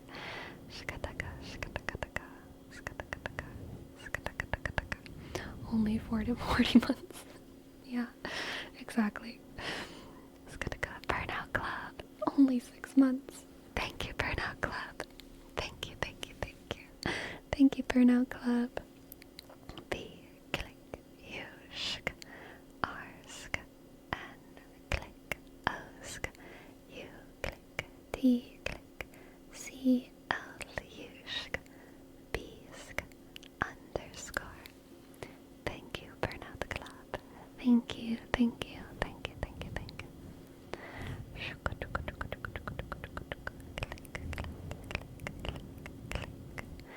Jeffy B is going to tell you personally that you need to pick up those watch times. True. Everyone needs to get a systemized email every couple weeks from Jeffy B himself. Want to do something evil? What a weird question. That's like when people are like, can I ask you something? And it's like, I don't know. Maybe. Maybe. I don't know. There's a lot of evil things I don't want to do. Okay? But there's some things that I would do. But the things I would do, I wouldn't call them evil. What are you asking me to do for home? Just ask. For home. Thank you. Thank you, thank you, thank you. What the heck? Thank you, Verone. Thank you for your 5 gifted subs. Look at all these people subscribed for only 1 month. Oh my goodness. Yes, only 1 month. Thank you, Perone. Thank you, thank you, thank you, thank you.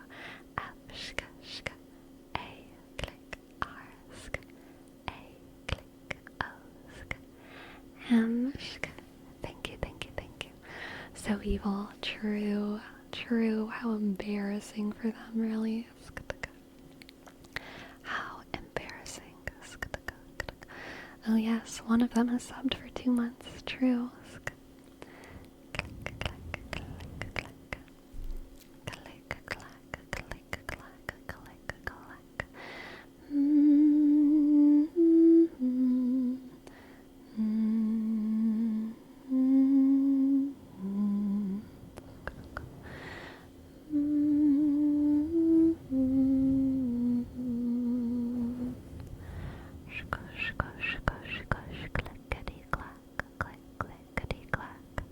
Clickety clack, click clickety clack, clickety clack, click clickety clack, Click, clack, clickety, clack, clack, clack, clack. click clack. Yo, Sleepy, what's good? You know what's good, unknown L. Apples, apples, apples, apples, apples, apples, apples. Welcome to the chat. Welcome to the chat. Welcome, welcome, welcome to the chat. So, my friends, what is tonight's stream title? What is tonight's stream title? What's tonight's stream title? What have we talked about? We've talked about, I know we talked about demons. But that's the only thing I remember talking about. We talked about names. Yes. Good names. Good names. Demons.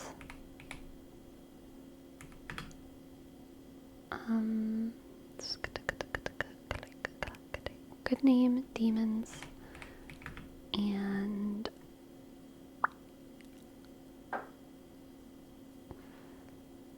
good names, demons, and Catholic stuff. Oh, we did do a good amount of tarot reading. That's true. Maybe tarot reading beats out the good names. Tarot.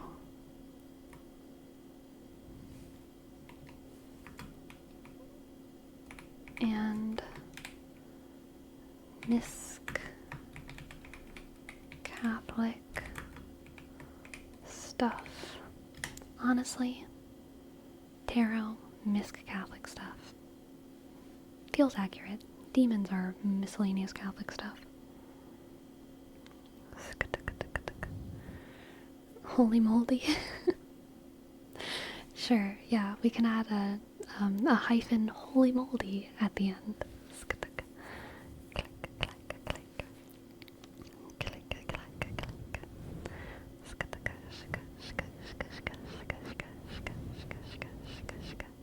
click. Wasn't able to rejoin the stream in time, but I wanted to sneak back and wish you a good night, Miss Sleepy. Thanks for streaming. Have a good one, chat. Aw. Well, it's lovely to have you. Not we're lovely. It's lovely to have you, even for a second, Noggin. I hope that you had a good night, and I hope that you have a good tomorrow. Somebody mentioned a bit ago something about their signature. Do you have a fancy one? I do, but I can't do it right now. My hand sucks. I can't do my signature. My signature is quite unsignature right now. Clickety click. Click, click, click, click. Wolfsorg, thank you for your prime. Thank you for your prime, Wolfsorg. W O click L up sk S O sk R click G sk. Thank you. Can you do the You're Watching Disney Channel? Hi, it's always slightly sleepy and you're watching Disney Channel. That's what they usually do, right? They blow on it, they do something dumb, they try to light it with their knee or something. They're like, hi, it's always slightly sleepy and you're watching Disney Channel. There it goes.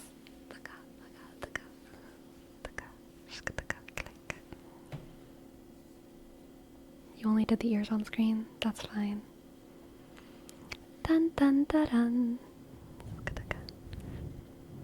Have you seen the video takes before they added effects? Yes, I love them. I love them.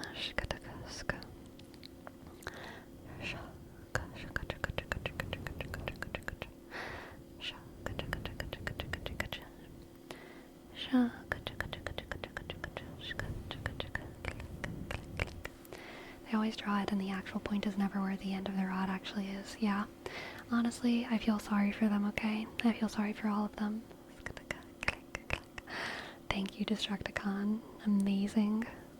I'm gonna edit this and see how close you were. Please do. Please. You do look like a Disney Channel character. A massive compliment. Thank you. Thank you. Okay. I appreciate it. One day, maybe I'll get on Disney Channel. One day, maybe I'll get on Disney Channel. I'm kidding. I don't want to be on Disney Channel. I'm kidding. I'm kidding. Don't worry, y'all. Don't worry. Let's get ready to raid Cursey. Cursey is streaming. Click, click. Live ASMR, get your midweek tingles. Let's read Cursey. You're a CW girly? Oh my goodness. Would that I would be so lucky. Would that I could. I don't think I want to be on most TV.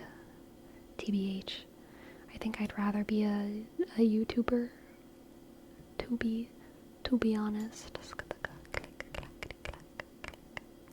Okay, my friends. Thank you so much for spending this lovely night with me. I've had a very fun time giving everyone tingles and talking about demons and tarot and miscellaneous Catholic stuff and all that goodness. I will see y'all soon, okay? I'll see y'all soon. Farewell. Good night. Shalom.